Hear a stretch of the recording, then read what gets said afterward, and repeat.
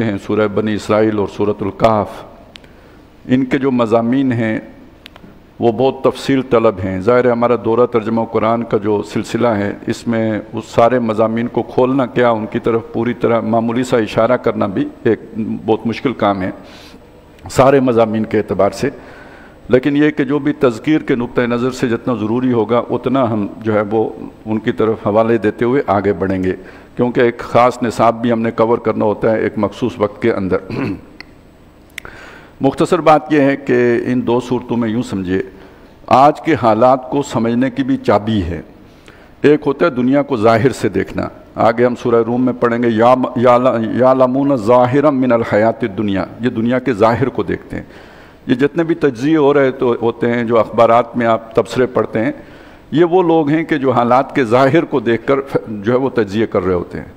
ایک یہ ہے کہ اس کے اندر جو تکوینی معاملہ ہے، اللہ تعالیٰ کی حکمت ہے، اللہ کا جو منصوبہ ہے، اللہ کی جو تدبیر ہے، اس کو بھی سامنے رکھتے ہوئے ان باتوں کو سمجھنا، یا بالفاظ دیگر یوں کہیں کہ قرآن و حدیث کی یا قرآن و سنت کی اینک لگا کے پھر حالات و واقعات کو دیکھنا تو آپ کو تصویر کسی اور طرح نظر آتی ہے۔ مختصر یہ ہے کہ ہمیں اینڈ معلوم ہے، اور وہ جیسے ہم نے بار بار پڑھا کہ خیر اور حق باقی رہتا ہے اور شر اور باطل مٹ جاتا ہے۔ اس بات کو ذہن میں رکھیں تو یہی وہ خبریں ہیں جو محمد رسول اللہ صلی اللہ علیہ وسلم نے آخری زمانے کے بارے میں دی ہیں۔ بہت بڑا شر ہوگا، بہت کچھ جو ہے نا نقصان ہوگا نوع انسانی کا، بڑی تباہی مچے گی، بڑی جنگیں ہوں گی، لاکھوں کروڑوں لوگ اس میں مارے جائیں گے، لیکن غلبہ آخر جا کے حق کا ہوگا۔ یہ خیر و شر کی جو کشمکش ہے اس میں جو ہے وہ غالب حق رہے گا۔ اقبال نے اسے ایک اور عنوان دیا ہے مارکائے روح و بدن، تو یہ سورہ مبارکہ وہ ہے جس میں روح کے بارے میں بھی پوچھا گیا، اس کا بھی ذکر آیا یسالونک عن الروح قل الروح من امر ربی، اور اس میں ایک اور بات بھی بتائی گئی ہے بہت اہم ہے، اور وہ یہ کہ جب شیطان نے اپنے منصوبے کا اعلان کیا تھا کہ میں انہیں گمراہ کروں گا تو اللہ تعالیٰ نے جو اسے اجازتیں دی تھیں جن جن کاموں میں، ان میں یہ بھی تھی کہ ان کی اولاد میں بھی شریک ہو جانا، ان کے مالوں میں بھی شریک ہونا تو ان کی اولاد میں بھی شریک ہونا، وشارکھم فی الاموال والاولاد، مشارکت کر لینا ان کے مال اور اولاد میں۔ تو گویا کچھ ایسی باڈیز ہیں جس میں دیکھنے میں انسان ہے، یعلمون ظاہرا من الحیات الدنیا، آپ کو لگے گا یہ بھی چلتے پھرتے انسان ہیں، لیکن یہ کہ اگر وہ شیطانی عمل کے نتیجے میں وجود میں آئے ہیں تو گویا وہ نرا بدن ہیں، جیسے حیوان ہوتے ہیں، جیسے ہم نے پڑھا ان کی وہ آنکھیں نہیں ہیں کہ جو ان حقائق کو دیکھ سکیں، اور ان کے وہ کان نہیں ہیں جو وحی کی زبان کو سن سکیں، اور یہ ان کے وہ دل نہیں ہیں جو اللہ کی بات کو سمجھ سکیں، کیونکہ وہ ریسیپینٹ نہیں ہیں۔ وہ کیوں نہیں ہیں؟ یہ ہیں ہی مال حرام۔ تو اس اعتبار سے یہ بات سمجھے کہ یہ صورت بہت اہم ہے، اس نے بدن کو بھی بتا دیا اور روح کو بھی بتا دیا۔ دنیا کو ہے پھر مارکائے روح و بدن پیش، تہذیب نے پھر اپنے درندوں کو ابارا، اللہ کو پامردی مومن پہ بھروسہ، ابلیس کو یورپ کی مشینوں کا سہارا۔ ایک عجیب بات ہے، میں اسی حوالے سے آج دیکھ رہا تو ایک حدیث جو ویسے تو علم میں تھی لیکن جب اس کا متن میں ایک خاص لفظ دیکھا تو وہ پہلی دفعہ ذہن اس طرف متوجہ ہوا کہ نبی صلی اللہ علیہ وسلم نے حضرت عائشہ رضی اللہ تعالیٰ عنہ سے فرمایا، یہ سنن ابی داؤد میں یہ حدیث موجود ہے، کہ ان سے فرمایا کہ میں تمہیں دیکھتا ہوں جو تم نے دیکھے ہیں اپنے میں مغربون، تو انہوں نے کہا یہ مغربون کیا چیز ہے؟ تو پھر اس نے جو نبی صلی اللہ علیہ وسلم نے اس کی جو وضاحت فرمائی وہ یہ ہے کہ وہ بچے جن کے ماں باپ جب آپس میں ملے تو انہوں نے وہ مخصوص جو دعا ہے وہ نہیں کی، اور ان کے اس عمل میں شیطان شریک ہو گیا، تو ان سے جو اولاد ہوئی وہ مغربون ہیں۔ اب آپ تصور کریں کہ اگر جو نکاح میں ہیں وہ اگر ملتے ہیں اور اللہ کا ذکر نہیں کر پاتے تو اس کا نتیجہ یہ نکلتا ہے۔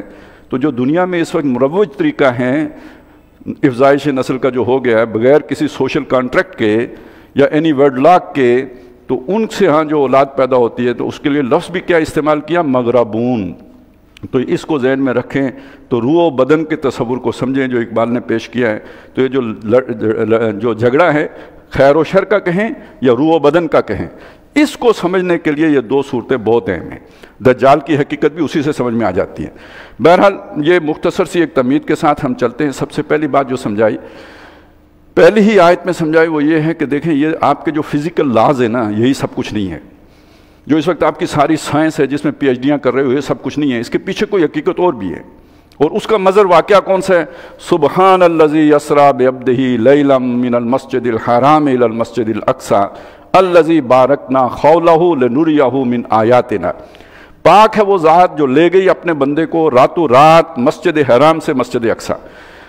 بہت سارے اس میں مسائل میں اور سب چیزوں کو جو اس وقت ممکن نہیں ہے، کیونکہ اس پہ بھی بحثیں ہیں، خواب میں گئے کیا۔ ہمارا عقیدہ یہ ہے کہ آپ کو اللہ تعالیٰ بجسد ہی جو ہے وہ اپنے جسم میں مبارک کے ساتھ یہ سارا سفر ہوا ہے، یہ کوئی خواب کا سفر نہیں ہے، بلکہ یہ پورا جو حضور صلی اللہ علیہ وسلم نے اپنے جسم کے ساتھ یہ سفر کیا ہے۔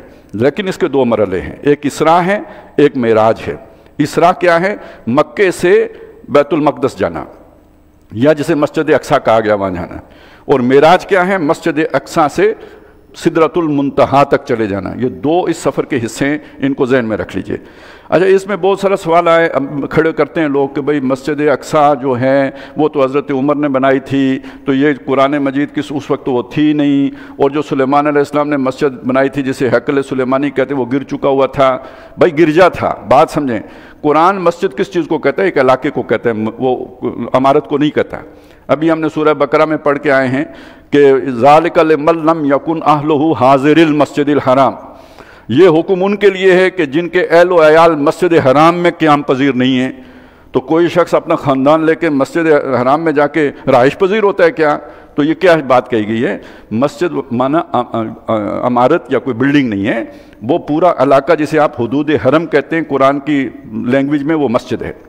اسی پر قیاس کر لیجئے، وہ پورا علاقہ جو حدود حرم ہے گویا بیت المقدس کی، وہ مسجد ہی ہے۔ وہاں عمارت ہے، عمارت نہیں ہے، وہ مسجد ہے۔ لیکن یہ کہ پہلے وہ اگر حضرت سلیمان علیہ السلام نے وہاں پہ ہیکل بنایا تھا، یہ مسجد بنائی تھی، اسے ہمیں مسجد کہنا چاہیے، وہ ہیکل کہتے ہیں، یہاں قرآن نے بھی اسے مسجد ہی کہا ہے۔ وہ اگر ٹائٹس رومی نے گرا دی تھی تو وہاں بعد میں جب سلطنت روما ساری کی ساری کرسچن ہو گئی تو انہوں نے وہاں پہ گرجا بنا لیا تھا، اور حضرت عمر نے تو بعد میں گرجے کو چھیڑے بغیر علیحدہ سے ایک مسجد تعمیر کر دی جسے ہم مسجد اقصی کہتے ہیں۔ قرآن مجید جسے مسجد اقصی کہتے ہیں وہ سارا علاقہ ہے، یعنی مسجد حرام آج والی جو مسجد حرام ہے تو اس وقت وہ بھی تو نہیں تھی، متعافی تھا، یہ تو بعد میں لوگوں نے بنائی ہے۔ تو اسی طرح سمجھ لیجئے کہ اس جگہ یعنی مکے سے انہیں یروشلم لے کے گیا، سادہ یوں کر لیں بات، اور اس میں کوئی وقت نہیں لگا۔ دیکھیں اب ہماری جو بھی دنیا کے قوانین ہیں جو جس سے ہم واقف ہیں، بغیر وقت صرف کیے 1 فٹ کا فاصلہ طے نہیں ہوتا، لیکن یہ ثابت ہے کہ نبی صلی اللہ علیہ وسلم کے اس پورے سفر میں کوئی وقت لگا ہی نہیں، تو معلوم ہوا دنیا کو کچھ اور اصول بھی ہیں جن کے مطابق چلایا جاتا ہے، کچھ جو وہ ملکوت السماوات والارض بھی ہیں جو اللہ نے ابراہیم علیہ السلام کو دکھائے تھے، جو ہماری نظروں سے اوجھل ہیں۔ تو دنیا کو صرف ظاہری نظر سے نہ دیکھو، بلکہ وہ جو خدائی جو طاقت ہے اس کو بھی ذہن میں رکھو۔ تو پہلی تو بات یہ سمجھیں، اس کو چھوڑیں کہ کہاں کا سفر کہاں تک ہوا، سمجھنے کی بات یہ کہ اللہ تعالیٰ ان دنیاوی قوانین کا پابند نہیں ہے جیسے میں اور آپ پابند ہیں۔ ہم اڑ نہیں سکتے، ہم فاصلہ طے نہیں کر سکتے بغیر ٹائم صرف کیے، بغیر طاقت اور انرجی لگائے، لیکن اللہ تعالیٰ اس کے بغیر بھی سب کچھ کر سکتا ہے، ان تمام قوانین کو توڑ سکتا ہے۔ ہمارا پانی نشیب میں بہے گا، اللہ تعالیٰ اسے چڑھائی پہ بھی چڑھا سکتا ہے۔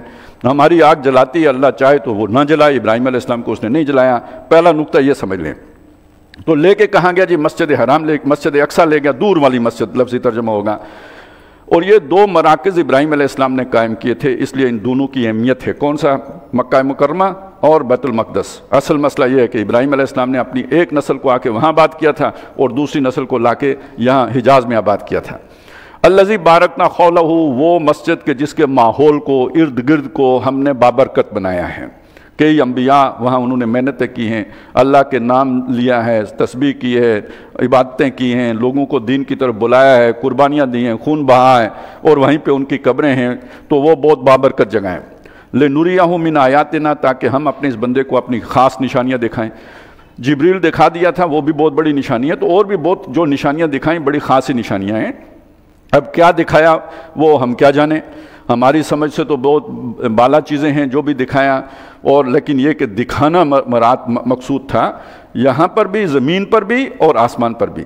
اب ذرا ایک چیز اور بس صرف ذہن میں رکھ لیجئے، کتنا اہم ہے آسمانی سفر، کتنا ہمارے لیے اس کی اہمیت ہے، اور کتنا ہم اسے معجزاتی سفر سمجھ کر بیان بھی کرتے ہیں۔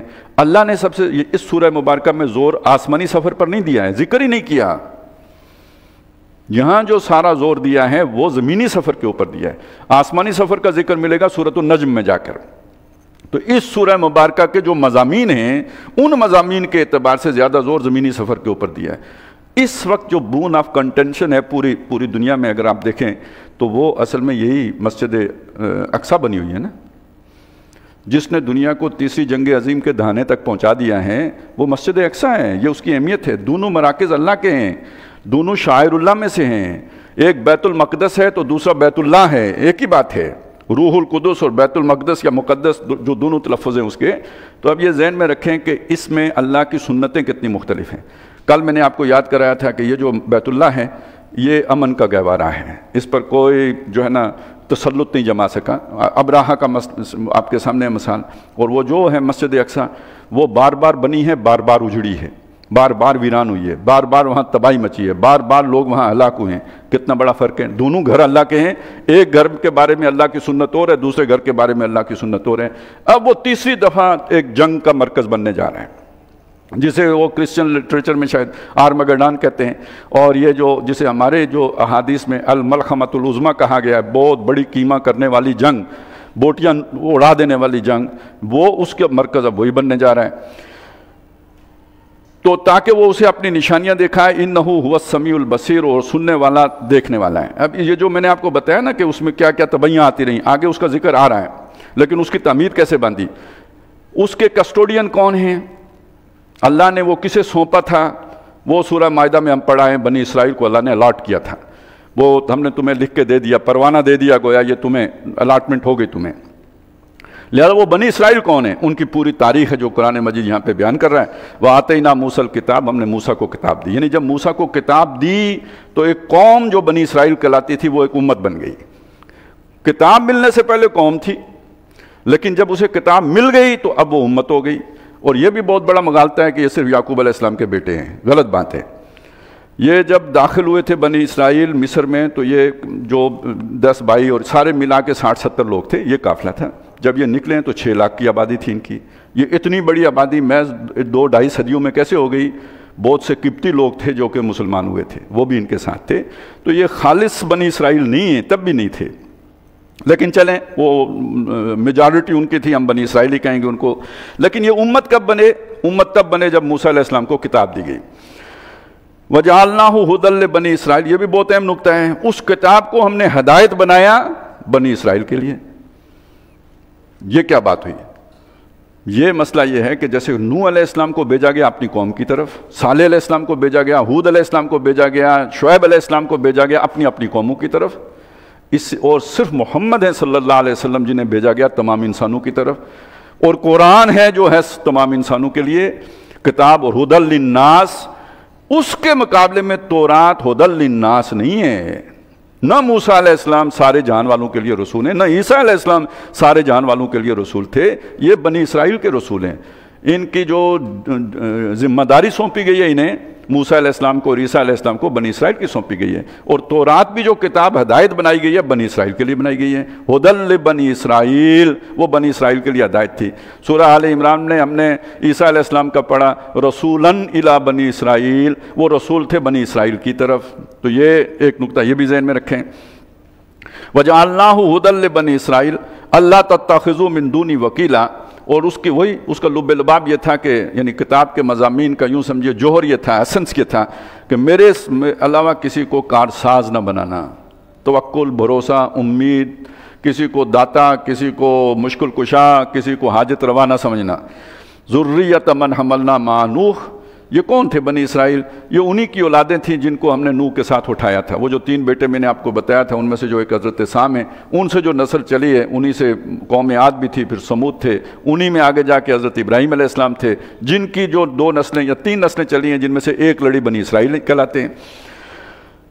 انہو کان عبدا شکورا، اور وہ نوح علیہ السلام بھی جو تھے وہ بہت اللہ تعالیٰ کی نعمتوں کے قدردان تھے۔ اب یہ بات یہاں پہ یعنی ان کے ماضی بتا دیا۔ اب اس ماضی میں جمع کر لیں یعقوب علیہ السلام اور ان کے 12 بیٹے اور سورہ یوسف، وہ وہاں سے مصر پہنچ گئے۔ اس کے بعد آگے جمع کر لیں جو سورہ اعراف میں ہم نے حالات و واقعات پڑھے، فرعون سے نجات پانا، صحرائے میں پہنچ جانا، اور اس سے آگے اب اگلا مرحلہ آیا جو ہم نے پڑھا تھا سورہ بقرہ میں۔ 2 وہاں پہ مرحلے ہمارے سامنے آئے تھے۔ ایک یہ کہ جب وہ وہاں پہ آ گئے تھے، یعنی اس بیت المقدس کے ارد گرد آ کے آباد ہو گئے، تو 12 قبیلوں کی طرح 12 حکومتیں قائم کر لیں، بہت جلد وہاں سے نکال دیے گئے۔ الم تر الی الذین خرجوا من دیارہم وہم الوف، نکال باہر کیے گئے۔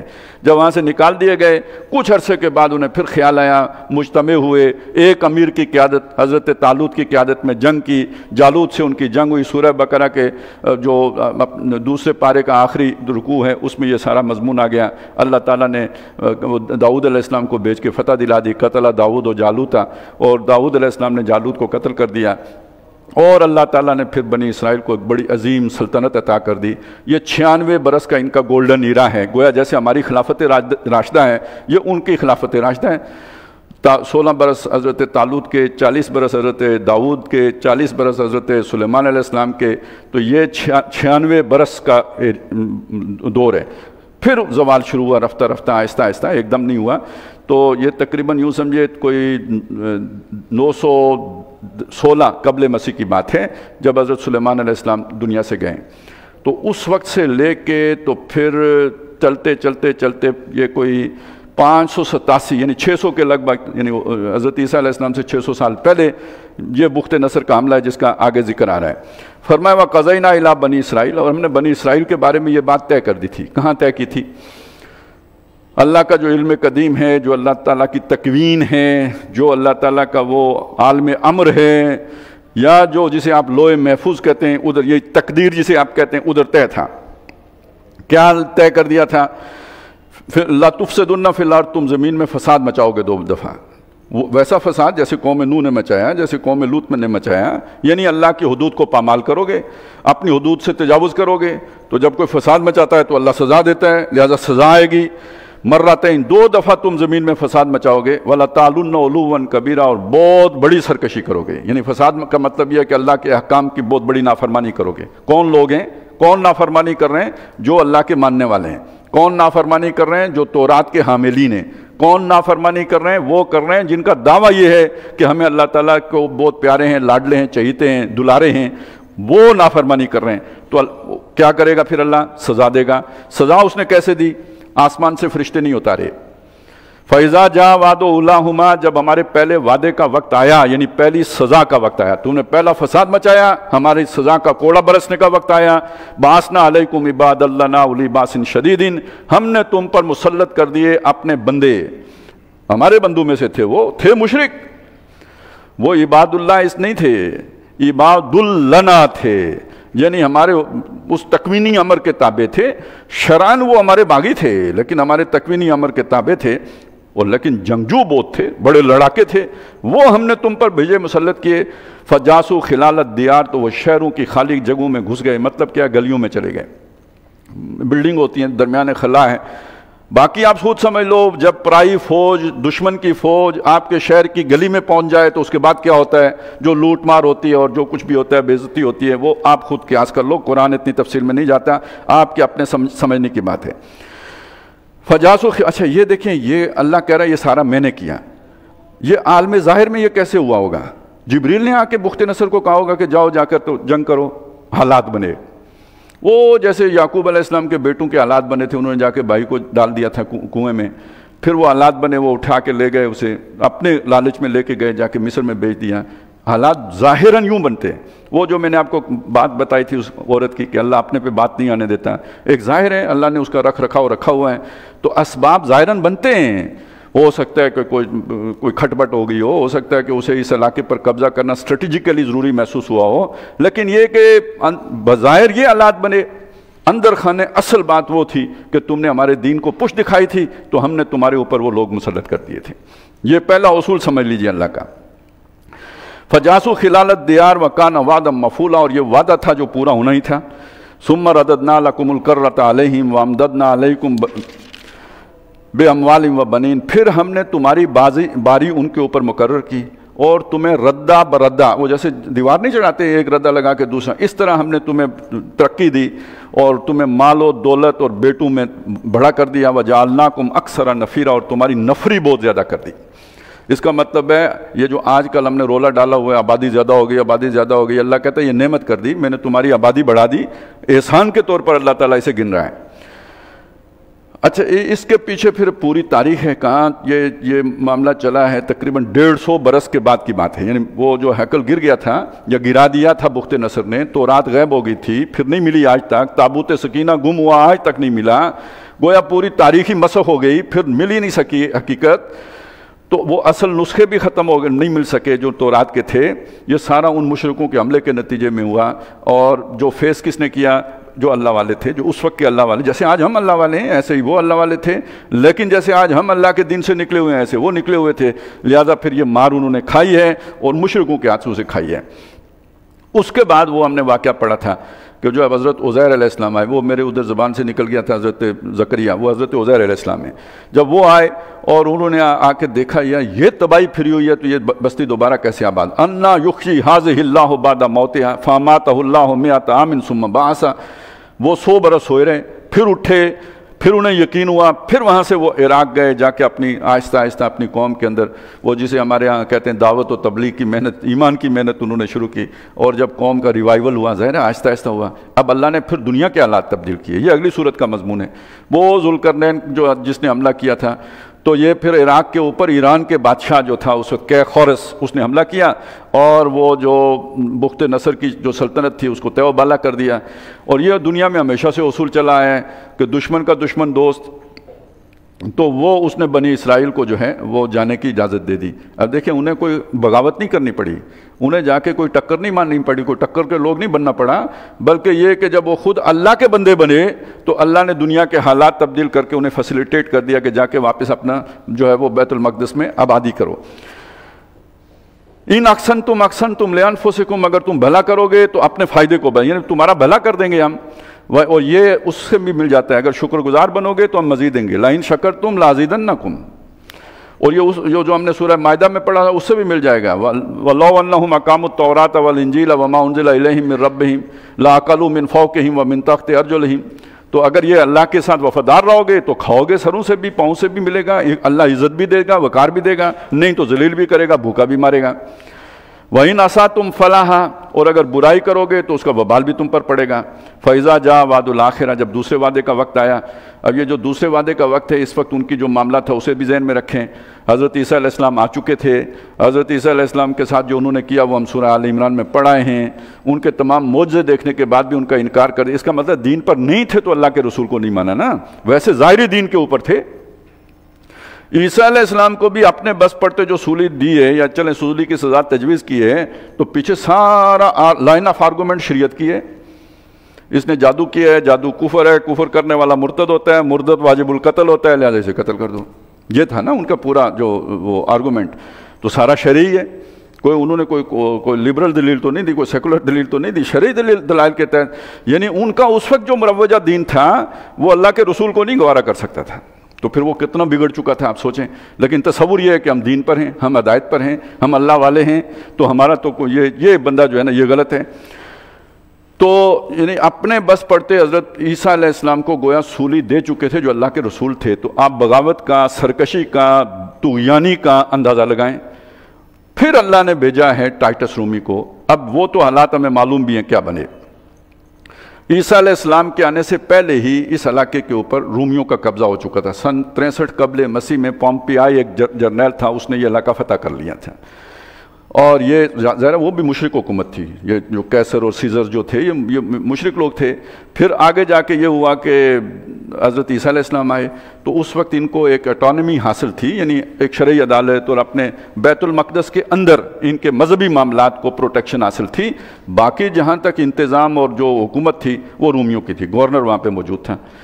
آپ ایک قوم کا تصور کریں جو اللہ کے رسول کا انکار کر رہی ہے، نہیں مان رہی، اور دوسری طرف دین کے نام پر مشرکوں کے خلاف اعلان بغاوت کر رہی ہے۔ یہ کیا تھا انہوں نے، یعنی رومیوں کے خلاف اعلان بغاوت کیا تھا، اللہ کے رسول کا انکار اور اللہ کے نام پر رومیوں کے خلاف جہاد۔ میں ذرا کھول کے آپ کے سامنے کیوں یہ بات رکھ رہا ہوں، آج ہم یہی نہیں کر رہے ہیں، سود ہم کھاتے ہیں، فحاشی، عریانی، بے حیائی، ہر گند ہمارے اندر موجود ہے جو باقی قوموں میں ہے، لیکن یہ کہ کوئی بات ایسی ہو تو اللہ کا نام لے کے بسم اللہ پڑھ کے مومن جو ہے نا بے تیغ بھی لڑتا ہے، سپاہی بے تیغ سپاہی لڑے، لیکن پہلے اللہ کے ساتھ لائن تو سیدھی کر لے، تو یہ بے تیغ پہلے بھی لڑے ہیں، اور یہ آپ کو پتہ نہیں ہوگا، یہ ایسے نہیں کہ ایک دم لیٹ گئے ہیں، 6 مہینے جنگ لڑی ہے انہوں نے. کس سے؟ رومیوں کے، سلطنت روما کے ساتھ 6 مہینے لڑے ہیں. لیکن اللہ سے تو نہیں لڑ سکتے. سیلاب آیا، رومیوں کا کوئی نقصان نہیں ہوا، وہ ان کے تہہ خانوں میں گھس گیا پانی، ان کی ساری اناج ضائع ہو گیا، اسلحہ خراب ہو گیا، شکست کھا گئے. اور جب شکست کھائی ہے تو ٹائٹس رومی کی فوجیں جب داخل ہوئی ہیں یروشلم شہر کے اندر، اس زمانے میں جب یہ ماس ڈسٹرکشن ویپن نہیں تھے، اس زمانے میں ایک دن میں 1,33,000 بندے قتل ہوئے ہیں. یعنی ہاتھوں سے نا، تلواریں ہوئی، نیزے ہوئے، ایک دن میں 1,33,000 لوگ یروشلم کے شہر میں قتل کیے گئے ہیں. سزا اللہ کہتا ہے یہ میری تھی. فَإِذَا جَاءَ وَعْدُ الْآخِرَةِ، جب دوسرے وعدے کا وقت آیا، لِيَسُوءُ وُجُوهَكُمْ، یعنی وہ پھر داخل ہو گئے. قوم دوسری تھی، داخل اسی طرح ہوئی شہروں کے اندر تاکہ وہ تمہارے چہرے بگاڑ دیں. وَلَيَدْخُلُوا الْمَسْجِدَ كَمَا دَخَلُوهُ أَوَّلَ مَرَّةٍ، اور مسجد میں پھر داخل ہو جائیں جیسے پہلی مرتبہ داخل ہوئے تھے. یہ تھا، یہ مسجد اقصیٰ جو کہتے ہیں نہیں تھی، تو وہ تو حضرت موسیٰ یعنی عیسیٰ علیہ السلام سے پہلے بھی تھی، ان کے بعد بھی تھی. تو قرآن سلیمان علیہ السلام کی مسجد کو مسجد کہتا ہے، یہودی اسے ہیکل کہتے ہیں، ہماری زبان پہ بھی ہیکل چڑھ گیا ہے، لیکن قرآن کی اصطلاح میں وہ مسجد ہی تھی، یہ سلیمان علیہ السلام نے جو بنائی تھی تاکہ وہ مسجد میں داخل ہو جائیں جیسے وہ پہلی مرتبہ داخل ہوئے تھے. ایک صاحب نے تو بہت دور کی کوڑی لائی ہے کہ اصل میں جو اللہ تعالیٰ حضور کو لے گیا تھا جس مسجد میں، وہ آسمان پر تھی، یعنی بیت المعمور. بھائی یہ وہی مسجد تھی جس میں بخت نصر گھسا تھا، یہ وہی مسجد تھی جس میں ٹائٹس رومی گھسا تھا، تو وہ بھی آسمان پر گئے تھے لڑنے کے لیے. تو یہ اس طرح کے لوگ جو ہے نا اپنے وہ چول مار دیتے ہیں.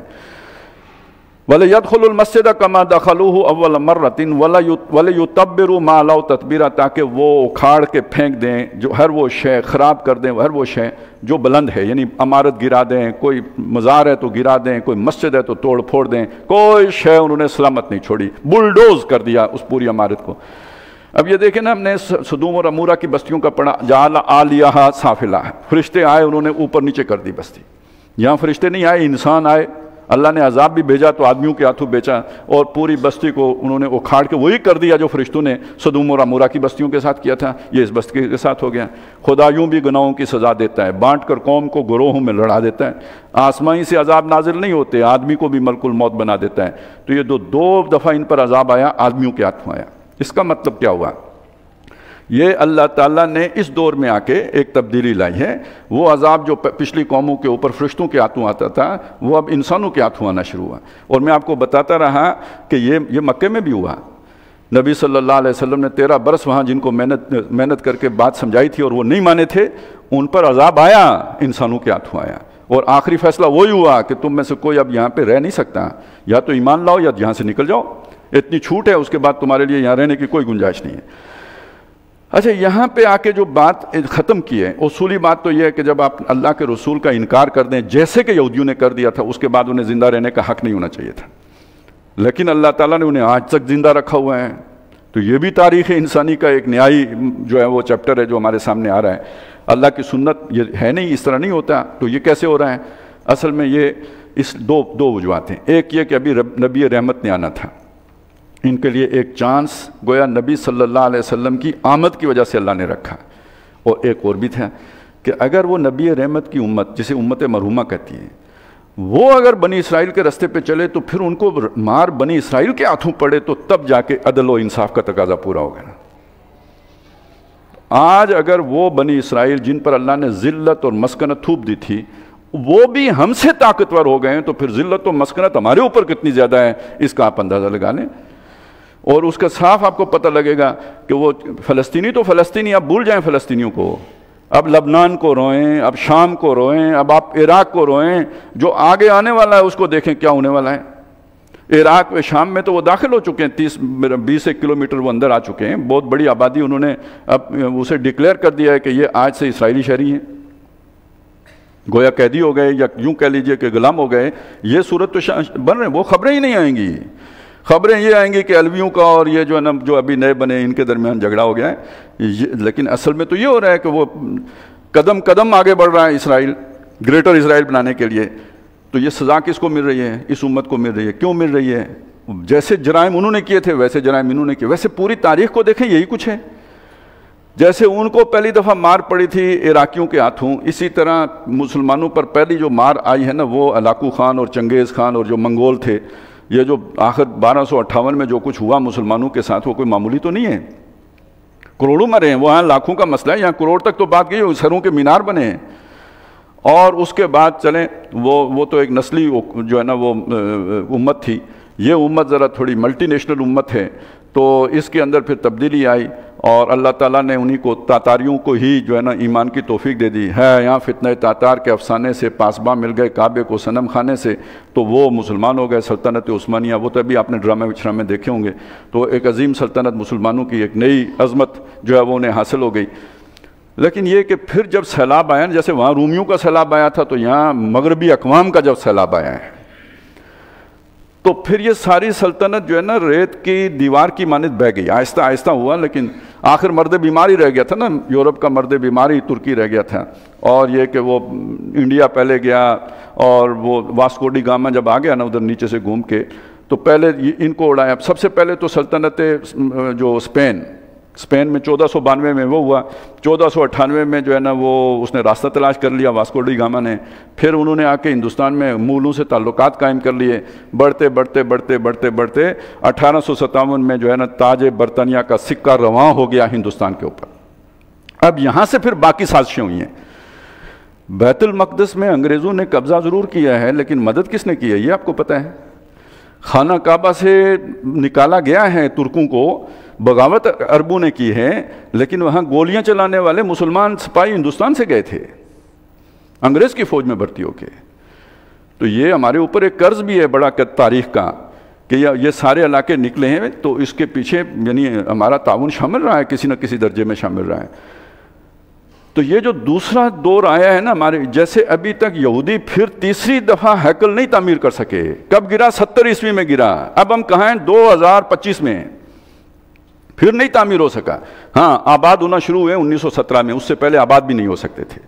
1917 سے لے کے اب 2100 جو ہو گئے 8 سال، اس میں انہوں نے اپنی ایک ریاست بنا لی 1948 میں، اس کی توسیع کر لی 67 میں، یروشلم وہ خاص بیت المقدس چھین لیا ہم سے، اس علاقے پہ قبضہ کر لیا، یہ سارا کچھ ہو گیا، لیکن گریٹر اسرائیل کا منصوبہ ہنوز تشنہ تکمیل ہے۔ اور مسجد اقصیٰ گرا کر اس جگہ پہ 3rd ٹیمپل بنانا، یہ مشترکہ ایجنڈا ہے کس کا؟